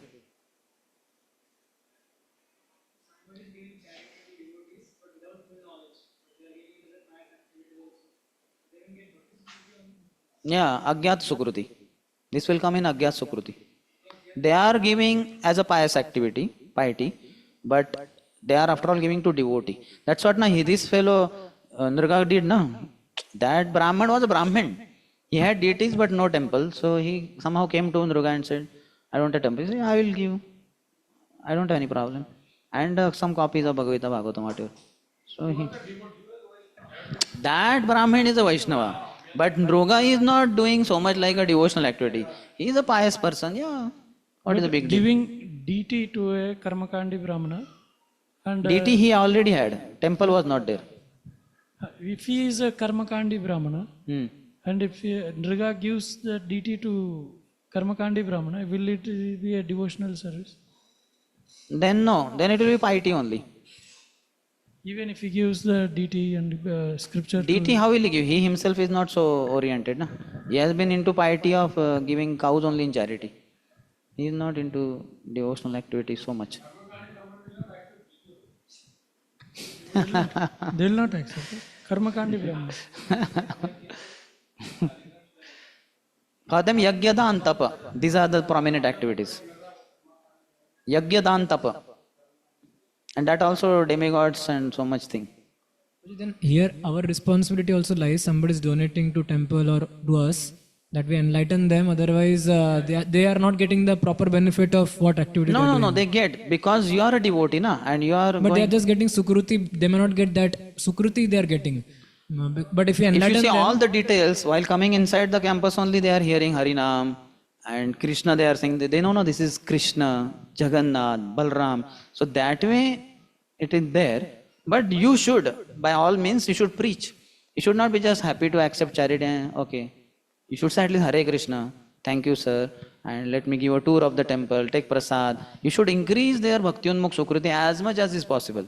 In fact, call them regularly also, connect them for programs. Make sure they get initiated by bona fide Guru and they go back home, back to God. This much you should be ready if you are able to give that much time, and if not, and they also may not be so much ready, they may be very slow in accepting Krishna consciousness. So you should appoint somebody else to for their follow-up, etc. That depends. That way we have duty, na. Jare dekho tare kaho Krishna Upadesh. Chaitanya Mahaprabhu already said. Jare dekho also. That means from here I can see somebody near Prasadam hall. Now how will I do Krishna Upadesh? I'll have to get down from here or shout and get him here. So this dekho is a very dangerous word. He is now saying, jare milo. Jare milo यानी जिसको पास से मिलते हैं उसको ही मिलो कहते हैं ना. मिलना और देखने में जमीन आसमान का अंतर है. देखना तो हम यहाँ से दूर व्यक्ति को भी देख सकते हैं. So it's a very heavy instruction, loaded one. That's why you should carry sound system all the time, because दूर दूर जो दिख रहा है वो सब सुन पाएंगे. ये बोलते हैं ना ये. तो जिस किसी को मेरी आवाज सुनाई दे रही है, सभी से निवेदन किया जा रहा है, please raise your hands. So sound system, with sound system also he has to say, because so many people able to watch but may not be able to hear him. At least those who are able to hear me, please raise your hands and repeat after me. So we have a great responsibility on our shoulders. And we should try to do our best. That's what he said, na? Don't see sannyas as an achievement, see it as an opportunity. And you'll get to surrender more service. And more, as much as you get, you should always be giving more. So if you are getting whatever, that cow or anything in charity, you should make sure you should give more than just what that equivalent of that cow donation is. Knowledge, prasadam, harinam sankirtan, get them, if they are unmarried, make them, boy is there, make him brahmachari. If the girl is there, get her married to nice devotee boy. If they are already couple, then get them connected to congregation. Let them have counselors, let them get bona fide guru. Make sure they go back home, back to God. Till then. That is your responsibility. But because we cannot do so much, we are not so pure, so arrange somebody else, or at least give as much as you could. Yes. And because of your question only, we are crossing 4:30. I am you are responsible. Yeah, tomorrow. Small question. Question is small only always. Answer is not. Unless you ask the question to Jayadvat Maharaj. Maharaj, what will happen if we mix Christianity with impersonalism? Maharaj, impersonal Christianity. Answer over. His question was very long and answer is only 2 words. Impersonal Christianity. And he said next question. That's it. We have heard that those who commit sins, so they are sent to the hell and they are trained in that body. So here he immediately became a lizard. So just I'm asking, we hear one description that one is trained in a hell. That is if he's supposed to require that training. Just like one has to become a pig. He was a human being. Now how will human being be ready to eat stool? So he requires. Lizard what training is required? So lizard also eat the insects, na? So that is okay. Does not require. Prabhuji commentary पढ़ो, commentary में it is mentioned that he never went to the earthly hell. He went to directly Yamaraj because he's so pious. He doesn't need training and he's Yamaraj is Sayyamani na below. No. He went Yamaraj has many Abodes. On Sumeru also. So he went to Yamaraj. He read the commentary. There he mentioned that he is a very pious person. And therefore Yamaraj is also surprised. How he okay. Therefore, he is not like he's remembering his whole. How is remembering them? He's supposed to be trained as a lizard. Then why is remembering his previous life? No. My question is. He went to Sayyamani. This is clearly mentioned, and Sayyamani is below only. But it is different from hellish planets. My question It's something is, like palace of my question Yamaraj, is, not we the hear court. many times, na? Somebody is trained to become dog. Before becoming the lizard, why he did not get training? Because he is not supposed to do that. He is still in the consciousness more elevated than the lizard. While being a lizard, he was thinking of the Lord only. He is not working like a lizard. Huh? He's working. Go to the hell and get the training of the deer. Why did No, that's why I'm asking. Is it other science only? So means how is he eating all those things? Means he's eating insects. He ate na. No, we don't know about it. We don't know about it. Okay, Chala Haribol. We are forming subcommittee of all of you except me. So we'll end here. Grantaraj Srimad Bhagavatam ki jai. Srila Prabhupada ki jai. Samaveta Gaura Bhakta Vrinda ki jai. Nitai Gaur Premanandi. Hari Hari Bol.